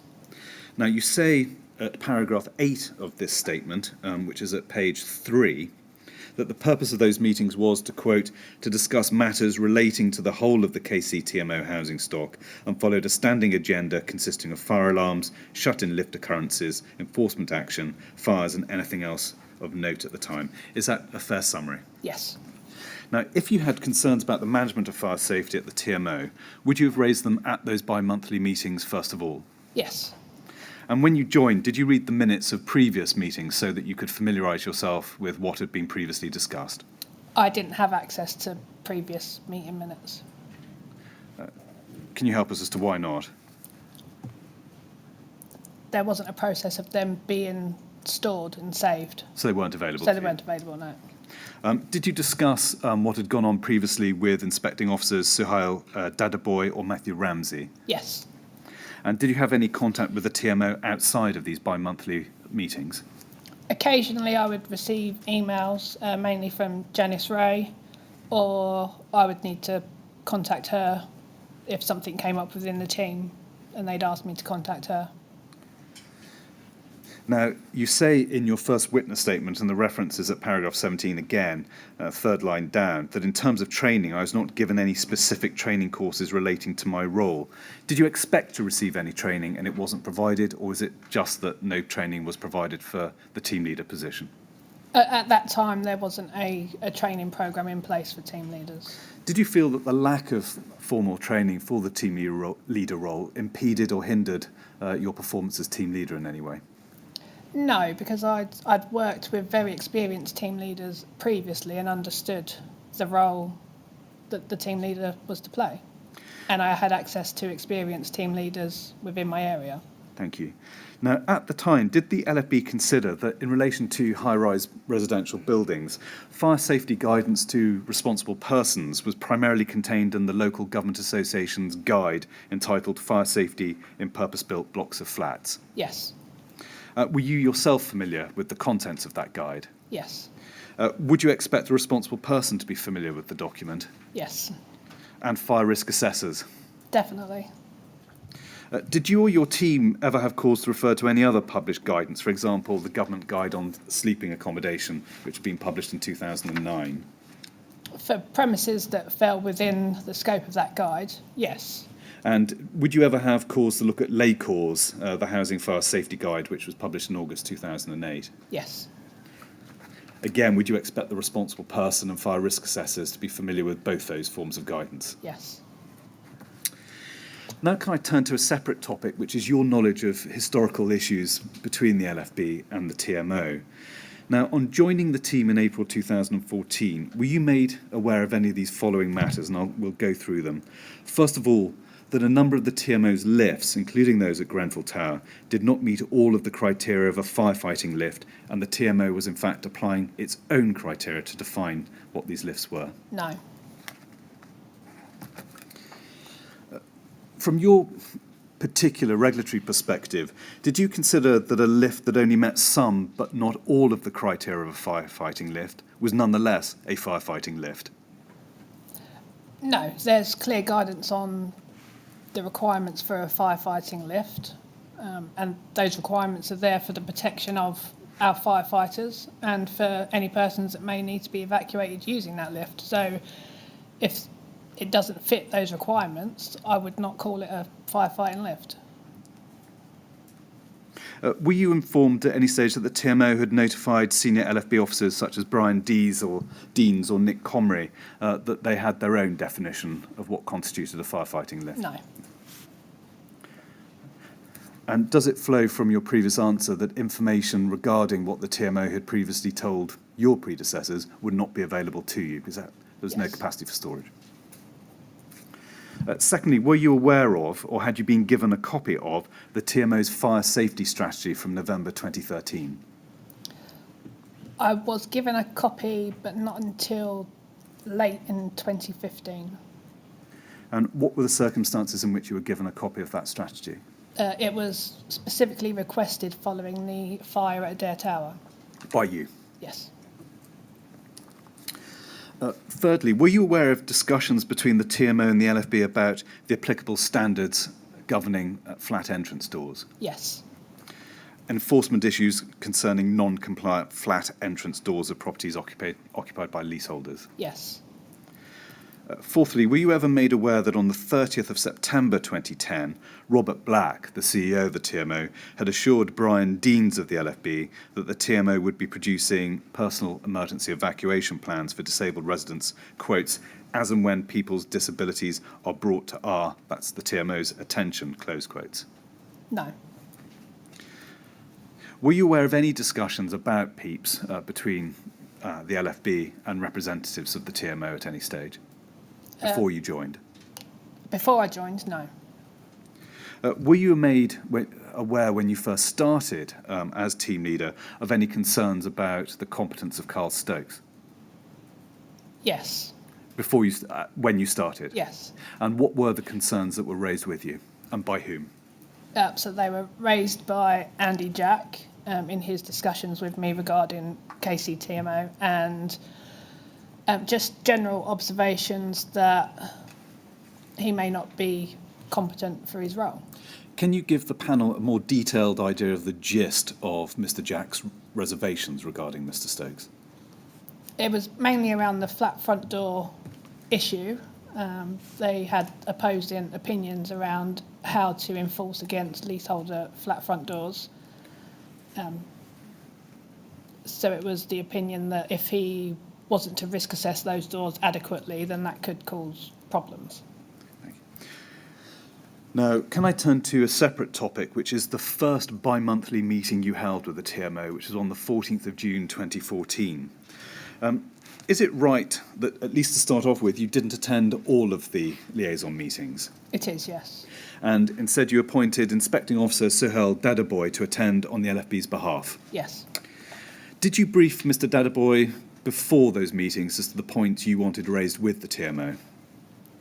No, so Suhail had been attending those meetings prior to myself joining the team. So he had a better understanding of what those meetings were for than I did at that time. And would he debrief you afterwards? Yes. Now, we don't need to go to it, but you say at paragraph 8 of your first witness statement, which is at page 3 and is on the screen at the moment, that the minutes of the bi-monthly meeting were prepared by Janice Wray. Is that right? Yes. Did you receive those meetings routinely following the liaison meetings? Yes. Did you read the minutes? Yes. And did you ever comment on them and ask further questions as to what was discussed either with Janice Wray or with Mr. Dadaboy? No. Now, turning to the minutes of the first bi-monthly meeting you attended, they can be found at LFB 0003234. And if we go to page 4 and item 8. And you'll see there, bottom of the page, under the heading FRA Issues, the minutes record that Janice Wray summarised the TMO's approach to FRAs, and the minutes summarise, in the first line, use of consultant, PAS 79 standard, rolling programme, prioritised action plans, etc. Can you now remember what else, or what further detail Miss Wray gave you at that meeting? So at that meeting, she described what the process was, which was to categorise their housing stock into low, medium and high risk premises based on the height and also the type of occupancy, so whether it was general needs, sheltered or care homes. That had taken about 5 years to get through that programme of risk assessing all of that stock. And that they were happy that they'd carried out all those risk assessments and had completed the action plans. And she was extremely happy that they only had, as it says here, 8 non-compliant fire doors for leaseholders. Did she offer or did you ask for copies of the FRAs and the significant action plans? No. Were you made aware during the course of that meeting that TMO had started a programme of FRAs for all their properties in September 2009, and that date's important? I couldn't confirm the date, no. Were you aware that it had been agreed between the LFB and the TMO that they had to have the entire property portfolio assessed within 3 years and remedial works to be fully compliant with the order within 5? Yes. And so, applying the math, the deadline for completion of all work was September 2014. Yes. Now, at that point in time, did Janice Wray give you any indication that there was a backlog in dealing with FRA actions? No.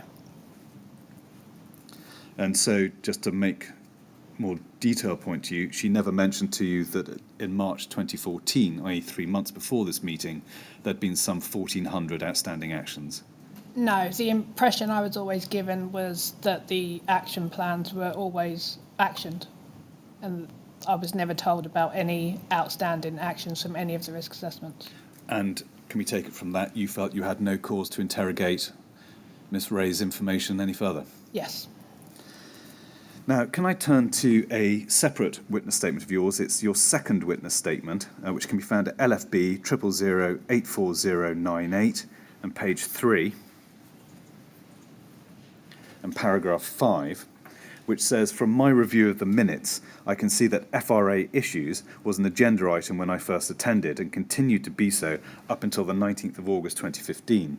This related to the initial FRA programme, which had been introduced by KCTMO, adopting a process that had been deployed by Croydon Borough Council called the Croydon Model. And you go on in paragraph 6 to say this, and I quote, KCTMO was coming towards the end of this process of risk assessing all the buildings in their stock when I became team leader. Accordingly, FRA issues fell off the agenda as a standing item once that process was complete. Now, did the LFB consider that it had a role in ensuring that the TMO completed its programme of FRAs? Only in that when we inspect a premises, if there isn't a fire risk assessment available, then we would enforce against that. Presumably, would the same answer apply to a question whether the TMO considered that it had a role in ensuring that the FRA outstanding actions were completed by September 2014, the agreed deadline? Yes. Now can I turn to the next bi-monthly meeting, which was on the 19th of August 2015, and in particular discussion of the AOV system. Now, at the meeting, and the minutes can be found at LFB 000032329/4, and if we look at item 9.1 in particular, we see that Claire Williams of the TMO informed you that the AOV system at Grenfell was, quotes, not fully up and running and would not be until October. Now, at that stage, were you aware that Matthew Ramsey had undertaken an audit of Grenfell on the 14th of March 2014, and the findings of his audit identified that approximately 25% of the automatically opening vents were not working? At that time, no, I wasn't. And presumably, for the reasons you gave earlier on, you didn't have a library of notice of deficiencies to examine in order to test what you'd been told regarding previous compliance with regulatory action by the LFB. So we would have a record of any deficiency notices served on our database, but unless I had a reason to interrogate that system. And you had no reason, can we take it from that, to look at the notice deficiencies No. from March 2014? And so can we take it that you would have been unaware that the deadline for improvement of the AOV was the 5th of May 2014? Yes, I wasn't aware. Were you aware that some 11 months before, on the 18th of September 2014, Suhail Dadaboy had attended a bi-monthly meeting where Claire Williams had informed him that, quotes, the ventilation extraction system in the communal lobbies is to be upgraded, refurbished as part of the project. This work is being prioritised and plans are currently being finalised. Suhail requested a timescale and Claire advised that we were hoping this would be completed by Christmas. Were you aware of that? From reading the minutes, yes. So, and you read the minutes for the purposes of preparing this statement or at the time? At the time. Now, given that you'd read that at the time and the anticipated deadline was Christmas, i.e. Christmas 2014, were you concerned to know in August 2015 that the AOV was still not fully up and running, to use Miss Williams's formula?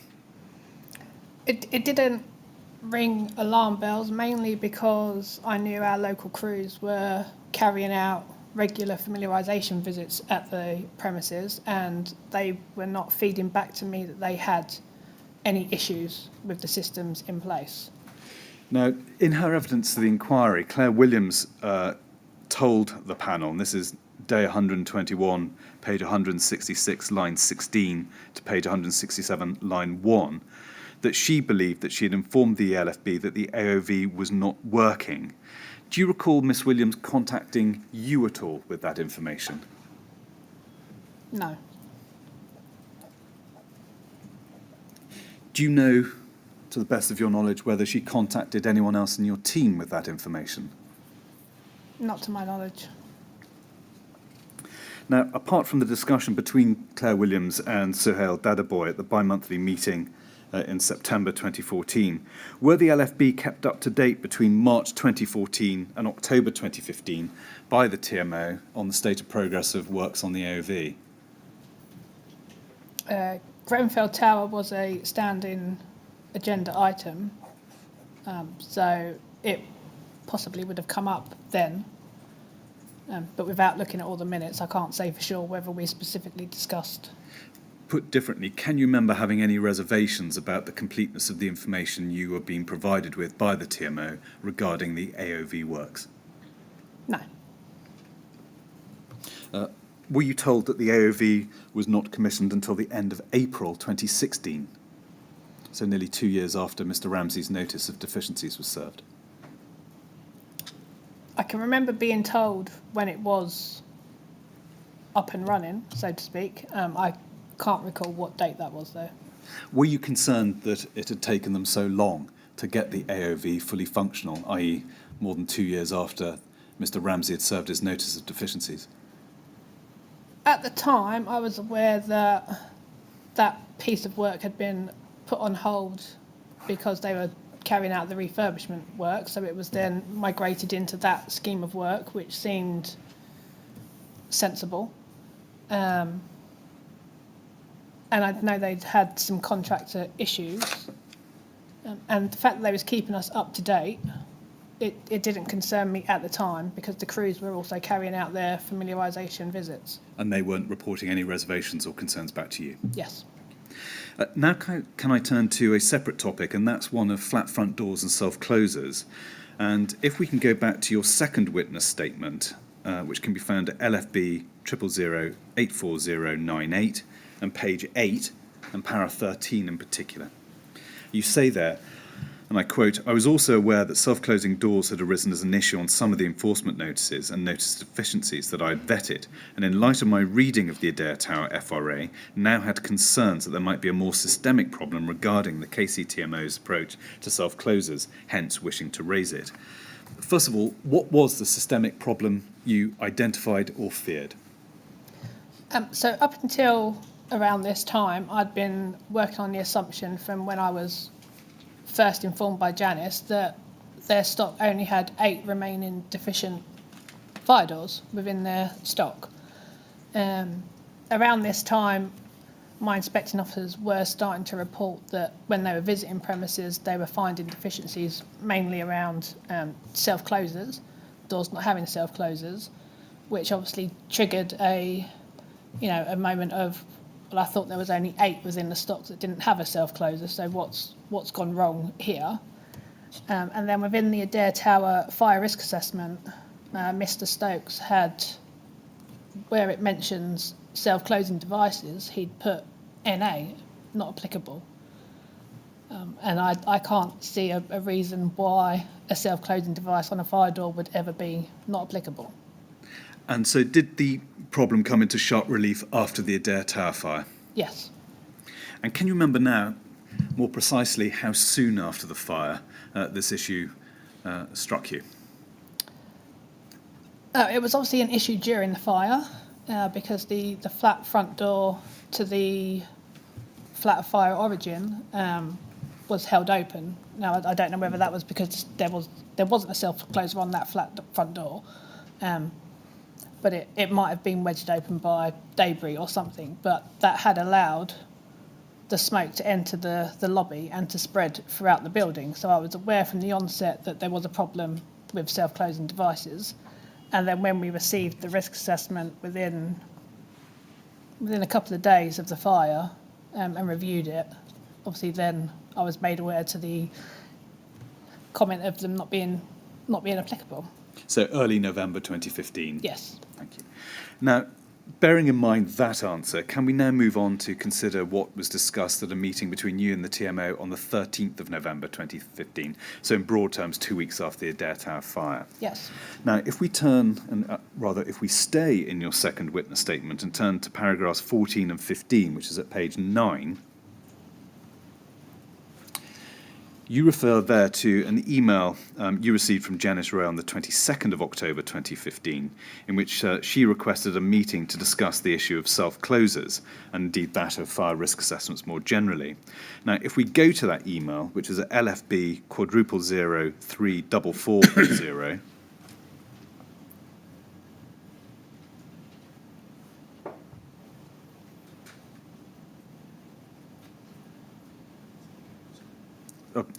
I'll say that again, LFB 0003440.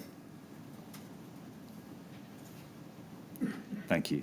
And you'll see at the bottom of that page, Ms. Burton, the email from Janice Wray, sent 12:02 on the 22nd of October to you, request for a meeting, please.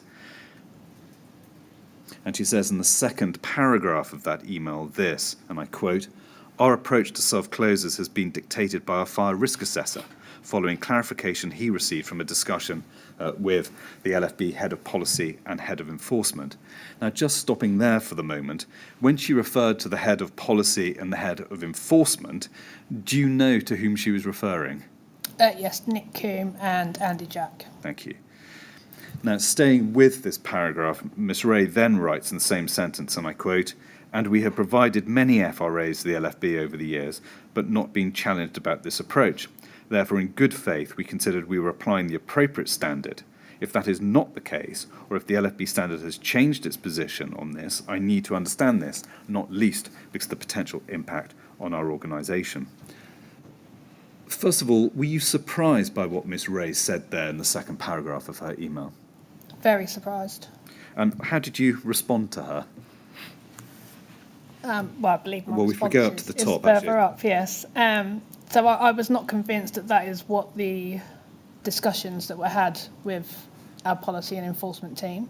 Now, before we come on to the substance response, maybe the better question from me should have been, had the LFB in fact changed the standard and policy it was applying? No. Now, we see your reply there, sent at 15:18. You suggest the meeting date of the 13th of November and request any records regarding the discussion with policy and enforcement to clarify the position. And you say in the second paragraph, and I quote, "I'm not aware of any guidance that we have been given to allow fire doors not to be self-closing, especially ones leading on to the means of escape." Now, did you receive the information from Janice Wray that you sought there, i.e. No. the detail regarding discussion to policy and enforcement? Did you ever receive anything No. to clarify where she was coming from? No. Now, bearing in mind your request for clarity here, on the 1st of November 2015, you emailed Andy Jack, Nick Coombe, who you referred to earlier on, and Nick Comery, copying in Spencer Sutcliffe, and that can be found at LFB 0001610.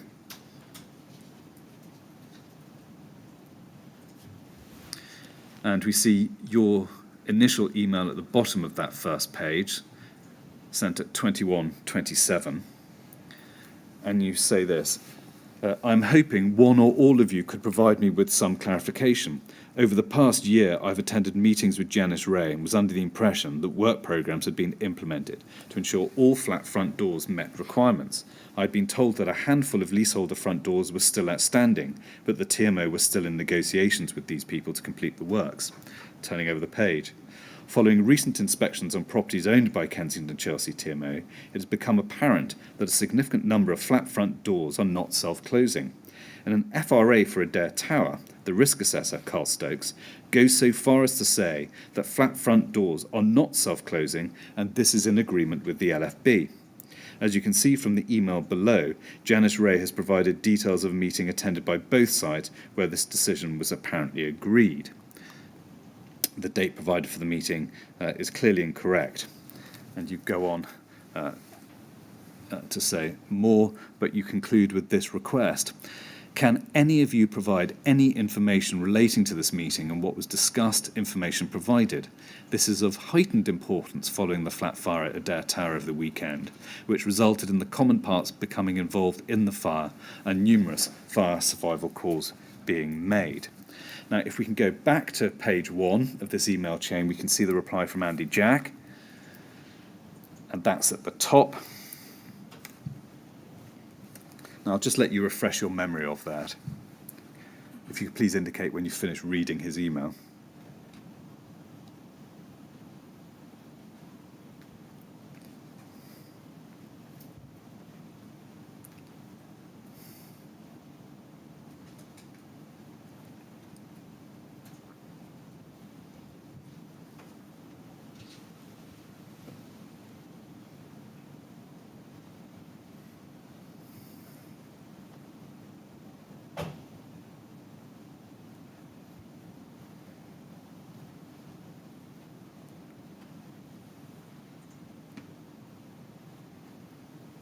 Yeah.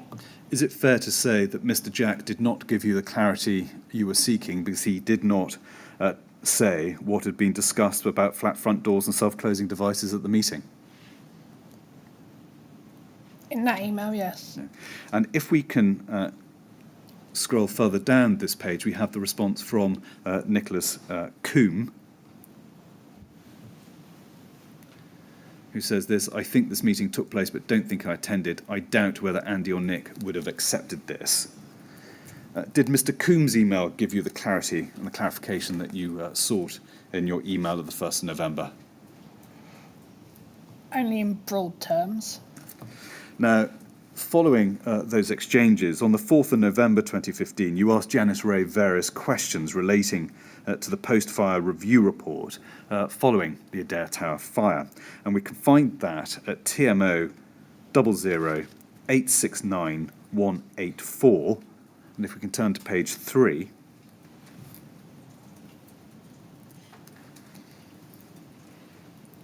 There you go, the email you sent to Miss Wray.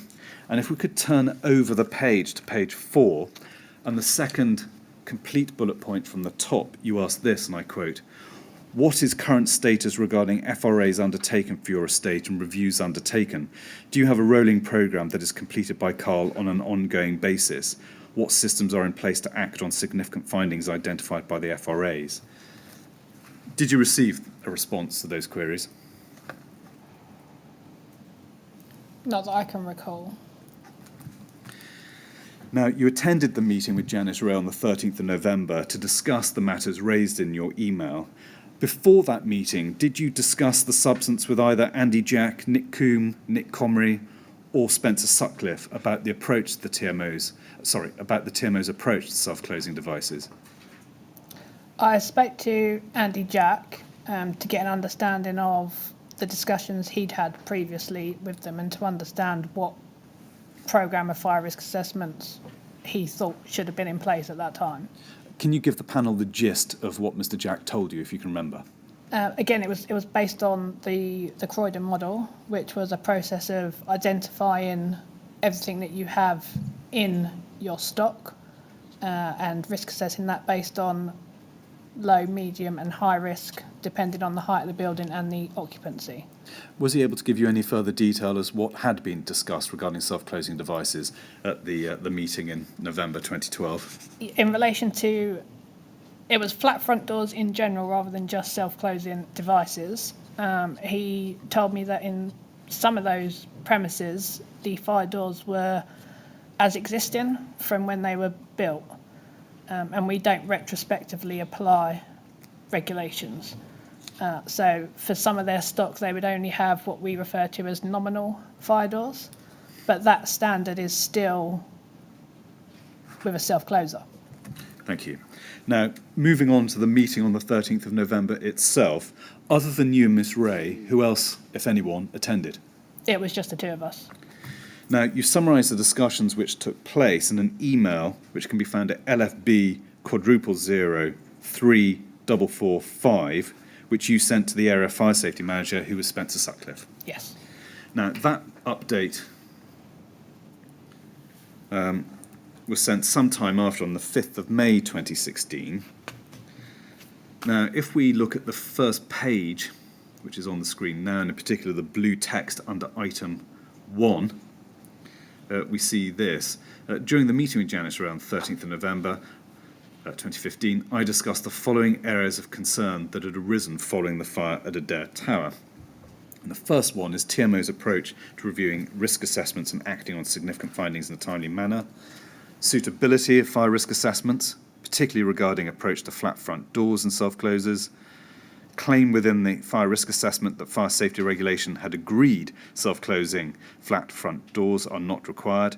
Apparent lack of systems in place to prevent the hindrance of access to the DRM, so the dry rising main, during maintenance works. Fire risk assessments not demonstrating an understanding of the strategy for the building and how persons will be kept safe in the event of fire. It was agreed at this meeting that Janice Wray would consider each of these points and discuss with their fire risk assessor improvements that could be made. Now, bearing in mind your email is dated May 2016, on what basis did you provide this summary to Mr. Sutcliffe of a meeting which had been roughly 6 months earlier? So that action plan that's created immediately post-fire, Dick Nye, who works within our policy group, will routinely ask for an update on those actions. So this was me providing a summary of the actions that have been taken from the original plan being made. So you're satisfied it's a fair and accurate summary of the substance of the discussion you had with Janice Wray? Yes.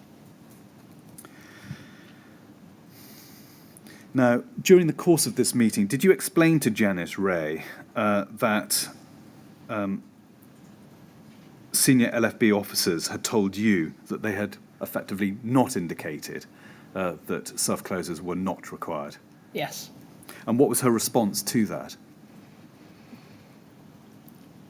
She was surprised. It wasn't her recollection. Was she able to point you to any document to support her recollection, email or anything of that nature? No. Did she give more detailed explanation to you as to why she'd reached the view that the LFB had endorsed absence of self-closing devices in certain circumstances? Only that she was advised by her risk assessor and would conduct her work based on his findings, as he was the competent person for that area. Put differently, did you advise her that self-closing devices were required on flat entrance doors? Yes. And you're absolutely clear about that? Yes. Can you help the panel by giving them as much detail about what you precisely said to Miss Wray on that question? If you can't remember now, say so. I can't remember exactly, no, other than we would expect to have a self-closer on any flat front doors that open onto a protected means of escape. And did Janice Wray give you any assurances or comfort as to what action she would be taken in response to your statement that self-closing devices were required? She said she would take it up with her risk assessor.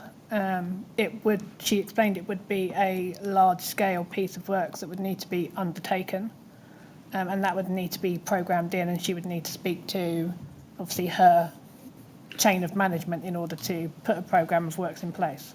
Did you ask her? I'm sorry to interrupt you, Mr. Kinnear.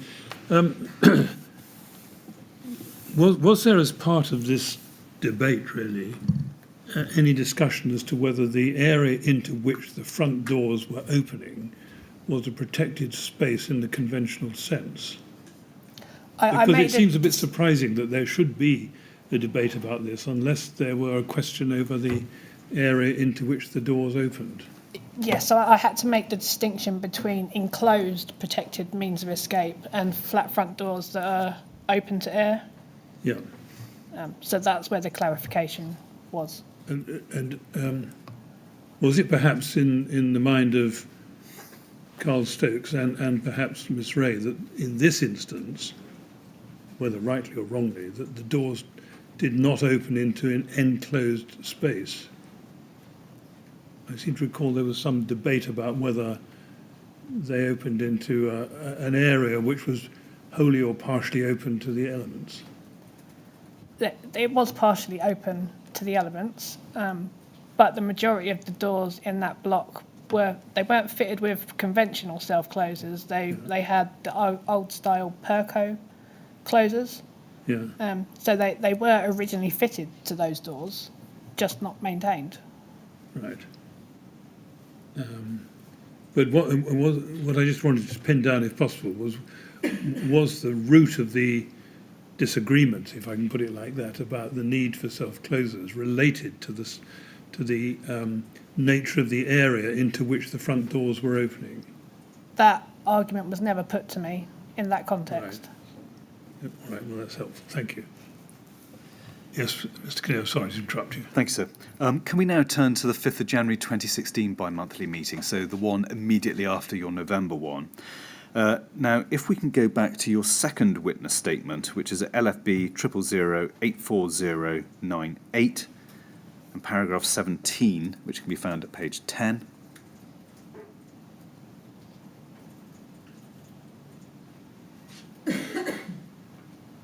Now, you say there, the issues outlined above were discussed formally in the meeting on 5th of January 2016. Why did those issues need to be discussed, quotes, formally, close quotes, in January 2016? I was conscious that myself and Janice were the only people at that meeting, and neither of us had taken minutes of the meeting, so I wanted to make a formal record of those issues. Now, had you received any further information from Miss Wray since your November meeting regarding the proposed programme of works to the self-closing devices? No. Now, apologies for jumping around your statements, but if we could go back to your first witness statement, which is at LFB 000-32331/4 and paragraph 10. Now, in paragraph 10, 6 lines down, you say this: following the fire. Have you got that? At Adair Tower. Yep. On the 31st of October 2015, it had come to my attention that self-closing devices were not being routinely maintained. Janice Wray had confirmed to me that self-closing devices were checked either when they were reported as defective by a resident or when a property became vacant. At this meeting, I explained that the LFB would not accept this as sufficient maintenance to comply with Article 17 of the order. Now, the first question is the obvious one. Why did you consider the TMO's approach to be insufficient? A self-closing device is crucial to a fire door. If there isn't one and a fire breaks out within a premises, that's going to be its means for spreading throughout the rest of the building and affecting the other residents. Now, the difficulty with self-closers on flat front doors is they are liable to being tampered with or taken off by the actual residents themselves because, the doors constantly slam close. So to only inspect those when a premises becomes vacant isn't going to be often enough. You could have a resident in place for sort of 20 years and never know the condition of that self-closer, so that's not a routine maintenance programme. What was Miss Wray's response to that view? She thought it would be difficult to put in any other sort of maintenance regime because of access, and she would need to speak to her line management chain in order to come up with a programme of maintenance for those. At that meeting, did she say, or did she rely upon the fact, in her view, the LFB had sanctioned the approach that the TMO had historically been taking? No. Now, in the next sentence of paragraph 10 of your first witness statement, you say this, and I quote, "We discussed ways in which the TMO could implement a new management process for maintaining self-closers and fire doors, which included incorporating a check with any annual checks already being carried out, such as electrical and gas safety checks." What system, what arrangements did you expect to be put in place by Miss Wray or the TMO? So what I was looking for is some of her properties have caretakers on site, so they could be put in a position to check the self-closers. Or, as I've said, these premises are subject to annual checks in other ways. They could adjust their contracts to have those people that are already getting access to those buildings to add on a check on the fire doors and the self-closers. Did you give or intimate a deadline by which you expected remedial action to be taken, or at least in part? Not at that meeting, no, because she made me aware that she would need to take it to a higher board. Now, there you suggest that annual checks would be sufficient for the purposes of the order.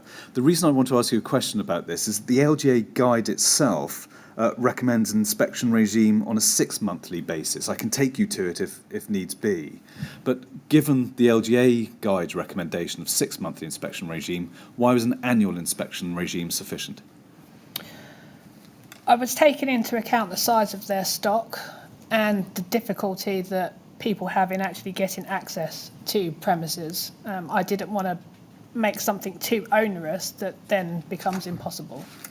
I'd rather have something less frequent but actually occurring than making something more frequent and it's an impossible task. Thank you.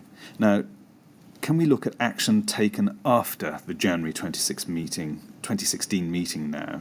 And if, apologies again, if we can go back to your second witness statement, LFB 000-84098/10 and paragraph 17. And the second line, again dealing with the meeting in January 2016, you say this, and I quote, "After that, I did not ask for the matters to be listed again as specific agenda items for the bi-monthly meetings, as I did not feel it necessary to do so. Rather, in my mind, they would have been followed up under the standard recurring items of enforcement notices, deficiency notices, LFB communications, etc., and or in relation to a concern about a specific building." Now, the one thing which is striking about that and flows from the answer you gave earlier on in your evidence is how would the process you anticipate there capture any further or continuing problems with, for example, self-closing devices? Can you rephrase that, sorry? Well, I suppose put differently, how could you, given the problem was continuing, how could the process you set out, looking at your words, how can the process you set out in paragraph 17 there ensure that the TMO was doing what they were meant to be doing? As I said earlier, the high-risk premises generally come out for inspection annually. At the next inspection, my inspecting officers would routinely check fire doors. So if it continued to be a problem and resulting in notices of deficiencies or enforcement notices, then that would tell me that they haven't actioned what I'd asked them to action. And flowing from that, does that mean that you didn't have cause to specifically instruct the teams who are going around the tower to look out for flat entrance doors and self-closing devices because it was done automatically? Yes. Isn't the problem here not so much one of inspection but of method? I mean, if your team turn up and find a self-closer not working, that will only tell them it's not working today. Exactly. It won't tell them whether it was working yesterday. No, so at these... What you needed to know, I assume, was that there was a system in place for inspecting. Yes, so immediately following myself raising these concerns, I knew there was a period where Janice needed to firstly devise a programme and then put it to a board for that to be implemented. At these meetings, she did update me as to what was happening with those meetings, But we would also, if my team had served any notices from in between the meetings that we had, they would always be discussed. So the content of those notices would be discussed. And it would be then that she would tell me what action had been taken to remedy those deficiencies. Yeah. I think the issue will become clear as we go through each of the bi-monthly meetings, I suspect, sir. Yes, no, you're probably right. And imminently, we now turn to the 4th of March meeting in 2016, which was the next bi-monthly. And staying in your second witness statement, if we could jump to paragraph 38, please, which is at page 20. And there you refer to a further discussion about self-closers on the 4th of March 2016. And you say in the second line of paragraph 38 this, Janice Wray noted she had become aware of externally fitted self-closers. I advised that these were acceptable for use on flat front doors. Whilst it is not recorded in the minutes, I also recall that I did comment that this would assist in a regular maintenance regime, as they can be seen from outside of the flat. Did you know why Janice Wray had asked you about externally fitted self-closing devices? She regularly attended meetings with other housing providers, and one of those had said that they'd recently started to use them. Did you sense it was a properly considered suggestion from her that external self-closing devices could be fitted? Yes. Now, at that meeting, did you receive any update on the management process or the arrangements for a maintenance regime that the TMO intended to implement for the maintenance of self-closing devices? I did receive an update, but I'm not sure I can't be certain if it was at this meeting. Well, if we can kind it perhaps a different way, and that's via an email from James Swindles, dated the 1st of August 2016, and we can find that at CST *0009704. And if we could turn to page 2 in the email chain.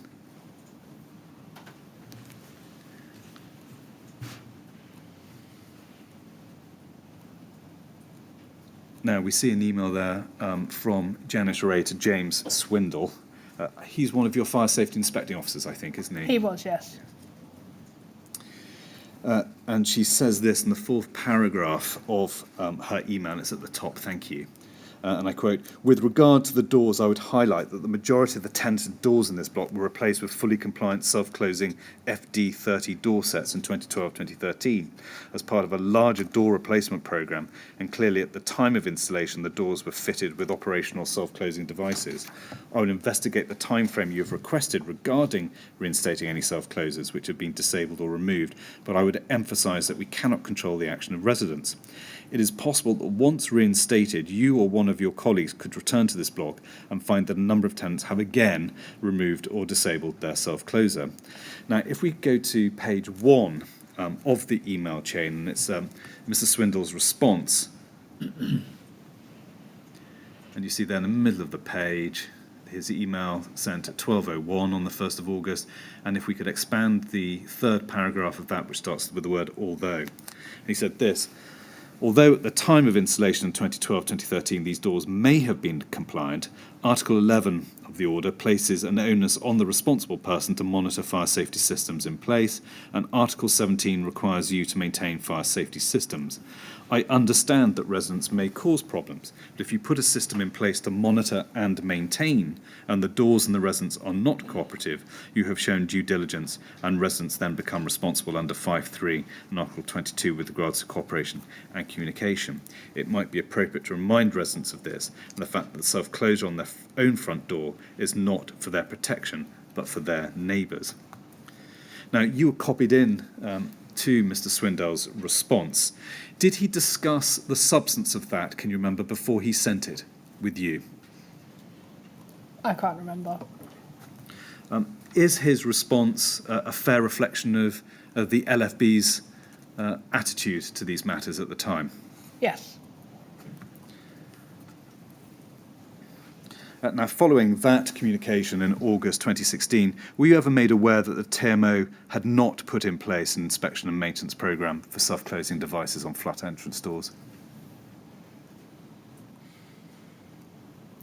From my memory, I wasn't aware that the system had actually been instigated. But they hadn't put something in place, my question. Yeah, it was still in consultation. Now can I turn to a separate topic, which is Michelle McHugh's audit of the tower in October 2016. First of all, who is Michelle McHugh? She was an inspecting officer in my team. Thank you. Now, on the 27th of October 2016, she conducted a fire safety audit of the tower, which resulted in the service of a notice of deficiencies dated the 17th of November 2016. The reference for that, but we don't need to go to it, is TMO 100172554. Now, you say in your first witness statement, we don't need to go to that Michelle McHugh's audit of Grenfell was vetted by the Deputy Team Leader, Watch Manager Clive Stewart. Is that right? Yes. Now, the reason I ask is that Michelle McHugh states in her statement that she submitted the form to her team leader and that she discussed the notice of deficiencies with you. Can you help us? There seems to be just a tension there as to who vetted what and when. So when inspecting officers submit their work for vetting, it goes into an area that myself and my deputy have access to. So we both undertake the role of vetting. That particular audit was vetted by Mr. Stewart. It gets recorded by your pay number as to who vets what. And in terms of the conversation, I don't recollect that conversation. Would you have seen or did you see the notice of deficiencies before it was issued, or would you see it after, if at all? I wouldn't see it at all unless it was brought to my attention. Now, can we turn to that deficiency notice just briefly now? TMO 100172554.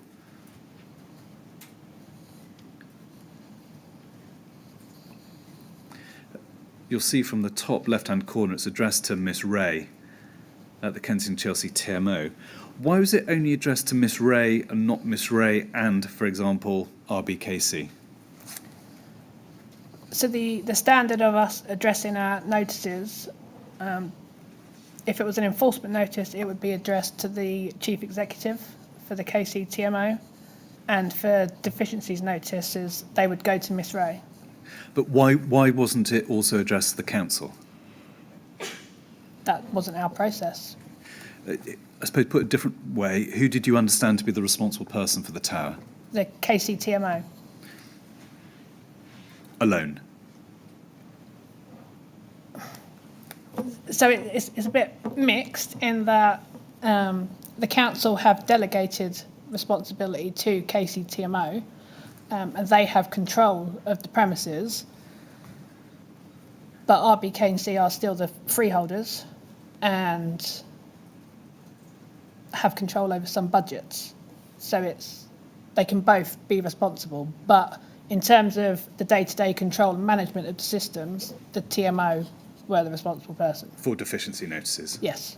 Now, just following on from that, can we turn to the enforcement notice for Adair, RBK 000029298? And we can see from the top that's addressed to the TMO. That's the TMO's address. If we could go to the bottom of page 2 of this enforcement notice, though, and we'll see there CC, first is Janice Wray, but secondly is the Housing Department at RBKC, Town Hall, Hornton Street, W8.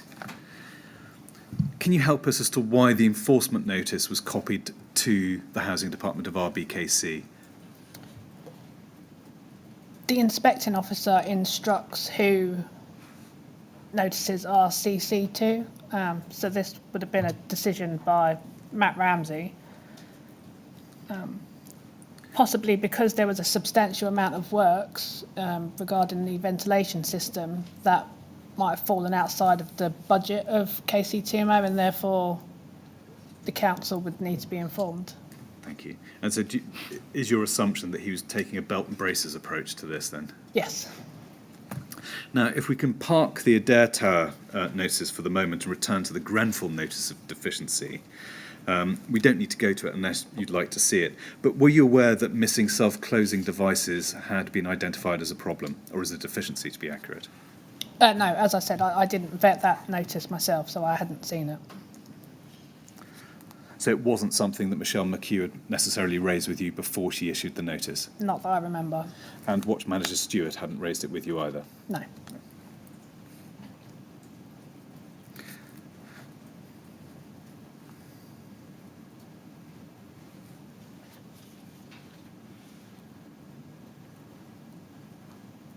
Now, can I turn to a bi-monthly meeting in January 2017 now? So I think I can get this done in 5 minutes. Yes, very well. Now, if we can go back to your second witness statement, LFB 000084098, and page 21, and paragraph 41. Now, there you refer to a yet further discussion about self-closing devices with Janice Wray at the bi-monthly meeting on the 18th of January 2017, which followed a notice of deficiencies being served regarding Barrington Walk, another TMO property. Now, you say in the middle of the third line this, and I quote, "I confirmed again in these discussions that the LFB's position is that all doors opening onto the means of escape should be fire rated, which is understood to be self-closing with windows fixed closed. I advise that further discussions should be had with their fire risk assessor," close quotes. Was this discussion specifically in relation to flat entrance doors at Barrington Walk, or was it a broader discussion involving all of the TMO housing stock? It was specific to Barrington Walk. This was an odd building in that it used to be open to air, but they then enclosed it with an atrium, so that the original doors were not fire resisting. And then once they enclosed it, they should have upgraded them.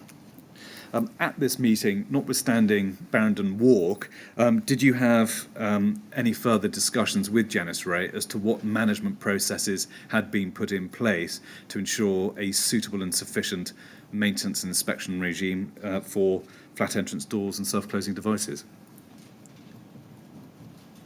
No.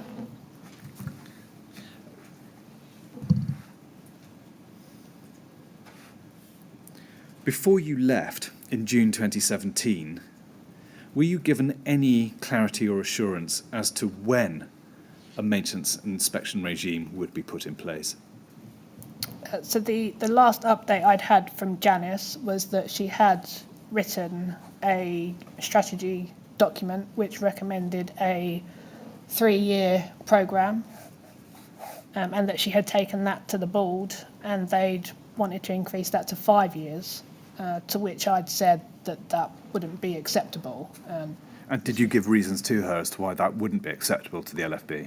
Because we'd already given them time in the previously, when they first started their risk assessments, to carry out this work, and being assured that work had actually been carried out, to the extent that only 8 leaseholder doors were now deficient.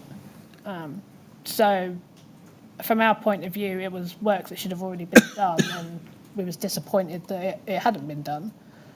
And because flat front doors are critical to the safety of persons within a premises, we would want that work carried out sooner rather than later.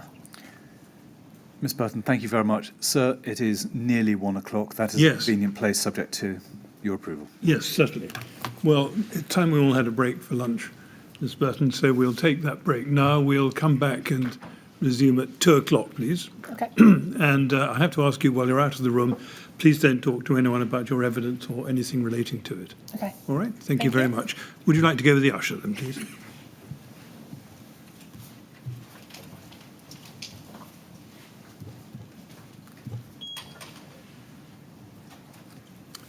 Thank you. 2 o'clock then, Thanks, please. sir. Thank you.